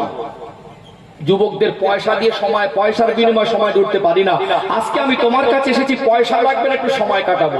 আল্লাহর ওলিকে জেনার প্রস্তাব দিচ্ছে। আল্লাহ কাকে ভয় করে? রেগে গেলেন, দরজা তো খুলিনি, তার মুখটা তো দেখিনি। বললো বেরিয়ে যা, তুই মানুষ চিনিস না, হায়া লজ্জা কিছু নেই, তুই আর খারাপ কাজ করার মানুষ খুঁজে পাসলে আমার কাছে এসেছিস। তোর মতো নোংরা মহিলার সঙ্গে সময় কাটানো দূরের কথা, তোর মুখ পর্যন্ত আমি দেখবো না। বেরিয়ে গেল। এখন বিভিন্ন প্রসেসে মানুষ গর্ভের মধ্যে বাচ্চা নষ্ট করছে, করছে না? করছে না? করে না? গোনার ভয় কমে গেছে, গোনার ভয় কমে গেছে। 7-8 মাসের বাচ্চাকে মার্ডার করছে। কথা কি বুঝতে পারছেন? তারপরে দেখবেন ইদানিং যুবতী মেয়েদেরও এখন গর্ভে বাচ্চা এসে যাচ্ছে, সেগুলোকে মান সম্মান বাঁচানো তাগিদে ডিসি করা হচ্ছে। কথা বুঝতে পারছেন? খুব কঠিন একটা পরিস্থিতি। সম্মানিত ভাইরা, এখন জেনা, ব্যভিচার, বেহায়াপনা বেড়েছে না কমেছে? বেড়ে গেছে না? আগের দিনে বাচ্চা নষ্ট করার কোন সিস্টেম পদ্ধতি মানুষের কাছে ছিল না। কোনো কারণবশত, যেহেতু সে তো দেহ ব্যবসায়ী ছিল, এখন তার গর্ভে একটা বাচ্চা আসে। মনে মনে করলো আমি যুবতী, অবিবাহিতা, আমি যদি গর্ভবতী হয়ে এলাকায় গ্রামে ফিরি, এলাকার মানুষ তো আমাকে প্রশ্নই করবে, তুই তো যুবতী মেয়ে, অবিবাহিতা, তোর বিবাহ হয়নি, গর্ভে বাচ্চা কার? প্রশ্ন হবে না? মনে মনে করলে এখন বাচ্চাটা তোর পেটে আছে, যতক্ষণ না বাচ্চাটা না হচ্ছে আমি গ্রামে যেতে পারবো না, বাচ্চা হওয়ার পরে দেখবো কি করা যায়। এখন যেমন পার্কে পার্কের ডাস্টবিনও বাচ্চা পাওয়া যায় না? তখন ভাবলো একটা জায়গায় ফেলে দিয়ে যদি ফিরে যেতে পারি। আল্লাহ বাচ্চার প্রতি মার একটা এত বেশি মায়া দেন, মা বাচ্চার কষ্ট সহ্য করতে, বাচ্চা ভূমিষ্ঠ হওয়ার পরে বাচ্চাকে আর ছেড়ে রেখে যেতে পারছে না। কি হবে? একদিকে বাচ্চার মায়া, অপরদিকে মান সম্মানের ব্যাপার। মনে মনে ভাবলো যদি কেউ জিজ্ঞাসা করে বাচ্চার আব্বাকে, এখন শয়তানি ওয়াসওয়াসা বলতে সোজা বলে দেবো বাচ্চার আব্বা জুরাইজ। কথা বলতে পারছেন? ছোট ফুটফুটে কয়েকদিনের বাচ্চা নিয়ে বাড়ি ফিরেছে, বাচ্চাটা খুব সুন্দর, আর এই যুবতী মেয়ে এর চেহারা খুব সুন্দরী ছিল। এখন এলাকার মানুষ বলছে তুমি তো বিবাহ বন্ধন আবদ্ধ হও নাই, তুমি অবিবাহিতা, তোমার এই বাচ্চাটাকে? বলে আমার বাচ্চা। বলে বাচ্চার আব্বা। কেন জুরাইজ? পানি কোন দিকে গড়ালো? কথা বুঝতে পারছেন? বাচ্চার আব্বা জুরাইজ। হুজুর কেবলা আসছেন, খুব বেশি সময় নেব না, সংক্ষেপে দুটো একটা কথা এবার বলে দেই। সম্মানিত ভাইরা, এখন এই যখন এলাকায় খবরটা ছড়ালো, পৌঁছালো, তো এলাকায় খবর পৌঁছালে কি হবে? এই খারাপ খবরটা দ্রুত পৌঁছাবে। কেউ বলছে ধরে আন, কেউ বলছে ডেকে আন, কেউ বলছে তুলে আন। একটা জায়গায় মীমাংসার একটা পরিবেশ তৈরি করা হলো। জুরাইজকে ডেকে আনার পরে বলছে জুরাইজ দেখো, মহিলার দাবি হলো বাচ্চার আব্বা তুমি। নারায়ে তাকবীর, নারায়ে তাকবীর, নারায়ে রিসালাহ, নারায়ে তাকবীর। সম্মানিত ভাইরা, আমি এই পর্যন্ত সমাপ্ত করি নাকি? হুজুর কেবলা আছেন? হ্যাঁ, হুজুর কেবলা যদি অনুমতি দেন আমি 2-3 মিনিট সংক্ষেপে বলবো। যদি অনুমতি না দেন আমি খুব সংক্ষেপ করবো, কারণ আমি এইটুকু আমাদের আল্লাহ আল্লাহর শিক্ষা যে আদব জিনিসটা আলাদা জিনিস। কি আদব জিনিসটা? আমি একটু অনুমতি নিয়ে খুব সংক্ষিপ্ত আকারে বলছি, বিস্তারিত করবো না। যাই হোক, তখন বিচারের একটা পরিবেশ তৈরি হলো। কি হলো? এখন জুরাইজ রহমাতুল্লাহ আলাইহিকে জঙ্গল থেকে ডেকে আনা হলো। এলাকার মানুষের যা ওই দাবি দেওয়া, জুরাইজ রহমাতুল্লাহ জুরাইজকে বলতে দেখো আমরা জানি তুমি হলে আল্লাহর ওলি, তুমি হলে, তোমাকে দিয়ে আমরা এরকম ভাবিনি তো। এইরকম একটা আচমকা এরকম একজন নেককার আল্লাহর ওলির উপরে বদনাম দেওয়া কষ্টের না? কি বলেন? কষ্টের না? কষ্টের। এই সময় কি করবেন? তিনি বললেন দেখুন এই মেয়েটাকে আমি চিনিও না আর জানিও না, এর সঙ্গে কোনোদিন আমার দেখাও হয়নি। এলাকার মানুষের বিচারকদের দাবি হলো এত মানুষ তো ছিল, তো অন্য কারোর নাম বলতে পারতো, তোমার নামটা কেন বলেছে? যুক্তি আছে না? আছে না? আজকে দিনে কেউ আচমকা যদি কাউকে দোষারোপ করে, উন্নত চিকিৎসা ব্যবস্থা ডিএনএ টেস্ট করে বলে দেওয়া যাবে এই বাচ্চার আব্বা আসল এই না অন্য কেউ। কথা বলতে পারছেন? তখন ডিএনএ টেস্টের কোনো পদ্ধতি মানুষের কাছে ছিল না। তখন আল্লাহর ওলি মানুষ তিনি একটা সত্য কথা বলেছেন। কি বলেছেন? দেখো আমার একদিনের ঘটনা খুব ভালো মনে পড়ে, আমার মনে হয় মহিলার চরিত্র ভালো না। আমার কাছে এসে এই জেনার প্রস্তাব দিয়েছিল, কিন্তু আমি রাজি হইনি, দরজাও খুলিনি। তবে আমার যতদূর মনে হচ্ছে এই সেই মহিলা। কথা সত্য বলেছে না মিথ্যা বলেছে? সত্য বলেছে। এখন এই কথাটা বলার পরে বিচারকরা বলছে তোমার ঘরের দরজা পর্যন্ত গিয়েছিল এটা স্বীকার হলে, তোমার সঙ্গে কথা হয়েছিল স্বীকার হলে, বাচ্চার আব্বা স্বীকার হতে অসুবিধা কোথায়? সত্য কথা বলার পরে বিপদ বাড়লো না কমলো? না, বিপদ বেড়ে গেল। শেষ পর্যায়ে বললো দেখো মেনে নাও, সংসার করো, বাচ্চার আব্বা কেন অস্বীকার করছো? একটা সময় নিরুপায় হয়ে গিয়ে তিনি ভাবলেন আমার ইজ্জত সম্মান বাঁচানোর মালিক আল্লাহ ছাড়া আর কেউ বলে আমাকে 2 মিনিট সময় দেন। ওযু করলেন, নামাজে দাঁড়িয়ে গেলেন, আল্লাহর কাছে হাত তুলে কাঁদছেন, আল্লাহ দুনিয়ার কোন মানুষকে আমি সাক্ষী হিসাবে পেশ করতে পারবো না, কেউ আমার সাক্ষী নেই, একমাত্র আপনি আমার সাক্ষী। আল্লাহ আপনি আমার সম্মান ইজ্জতকে বাঁচান। আল্লাহ আপনার কাছে দোয়া করি এই পরিস্থিতিতে আপনি আমার ইজ্জত বাঁচাতে পারবেন। ছোট কয়েকদিনের বাচ্চা সাধারণত কথা বলে না, আপনি আমার দোয়া কবুল করে ছোট বাচ্চাকে কথা বলা শক্তি দেন, ও যেন জবান খুলে বলে দেন আসল আব্বাকে। আল্লাহর ওলি মানুষ তিনি দোয়া করলেন, আর ওই দোয়াটা আল্লাহ তৎক্ষণাৎ কবুল করলেন, আর তার দোয়া কবুল করে আল্লাহ ছোট বাচ্চার জবান খুলে দিলেন। জোরে বলুন সুবহানাল্লাহ। ছোট বাচ্চার জবান খুলে গেল আল্লাহর ওলির দোয়ায়। তিনি যে আল্লাহর ওলি ছিলেন, এটা যে কারামাত ছিল তো সন্দেহের অবকাশ নেই। ছোট বাচ্চা বলছে আমার আব্বা জুরাইজ না, আমার আব্বা হলো জঙ্গলের অমুক রাখাল। ইজ্জত বেঁচে গেল। এবং তিনি যে আল্লাহর ওলি ছিলেন, তার দোয়া কবুল হলো, ছোট বাচ্চা জবান খুলে গেল, তিনি যে আল্লাহর ওলি কেউ সন্দেহ, মোটামুটি সম্মান বেঁচে গেছে। কিন্তু মার জান এই ঘটনা শোনার পরে সারা এলাকায় যদি ছড়িয়ে যায়, মা থাকতে পারবে? যে মা রাগ করেছিল যাব না, সেই মা ছুটে ছুটে আসছে, আমার ছেলেকে নাকি ধরে এনে বিচার করছে। আমার ছেলে তো ওরকম ছেলে না। জড়িয়ে ধরে কাঁদছে, মাকে ঘটনাগুলো ছেলে শোনাচ্ছে, আর মা কেঁদে কেঁদে বলছে বাবা এ পাপের ফল তোর নয়, পাপের ফল আমার। এ পাপ তুই করিস না, আমি তোর মা, তুই দরজা খুলিসনি বলে সেদিন বদদোয়া করে দিয়েছিলাম যে একটা ব্যভিচারীর মুখ না দেখা পর্যন্ত আল্লাহ যেন তোর মউত না দেয়। এত বড় আল্লাহর ওলি, যার দোয়া কবুল করে আল্লাহ ছোট বাচ্চার জবান খুলে দেন তৎক্ষণাৎ, এরকম আল্লাহর ওলিও মার বদদোয়া থেকে ছাড়। এই জন্য বাবা মা নেয়ামত, বাবা মা নেয়ামত। আল্লাহ ওয়ালাদের মেনে চলবেন, আল্লাহ ওয়ালাদের মানছি, মানবো। নীতি আদর্শ লুকিয়ে আমি চলি না, চলবো না। সারা বিশ্বের মধ্যে যত হাক্কানি আল্লাহর ওলি আছে সবাইকে সম্মান করতে হবে, কি কথা ঠিক না ঠিক? এবং মানুষ হিসাবে সে ভালো হোক আর খারাপ হোক, বড় হলে সম্মান করা, ছোট হলে স্নেহ করা, মানুষকে ভালোবাসবেন, দরকার আছে না নেই? মানুষকে ভালোবাসবেন। হুজুর পীর কেবলা এসেছেন, ভাষায় ভঙ্গিতে কথায় শব্দ চয়ন আলোচনায় কষ্ট পেলে ক্ষমা নজরে দেখবেন। আমি একটা কথা আগে বাড়াবো না, বেয়াদবি হবে। সর্বোপরি আমি মুসাফির হালাতে আছি, রহমতের মাস। আপনারা আমার জন্য দোয়া করবেন, আমিও দোয়া করি আল্লাহ আমাদের ক্ষমাপ্রাপ্ত বান্দাদের অন্তর্ভুক্ত করেন, বলেন আল্লাহুম্মা আমিন। বিশেষ করে যারা কমিটি ভাইরা, আয়োজক, যারা এখানে অর্থ দিয়ে সহযোগিতা করেছেন, আজকে যারা এসেছেন, আল্লাহ আমাদেরকে রহমতের মাসের ওসিলায় ক্ষমা করে দেন, বলেন আল্লাহুম্মা আমিন। ওয়া মা আলাইনা ইল্লাল বালাগ। আসসালামু আলাইকুম ওয়া রাহমাতুল্লাহি ওয়া বারাকাতুহু।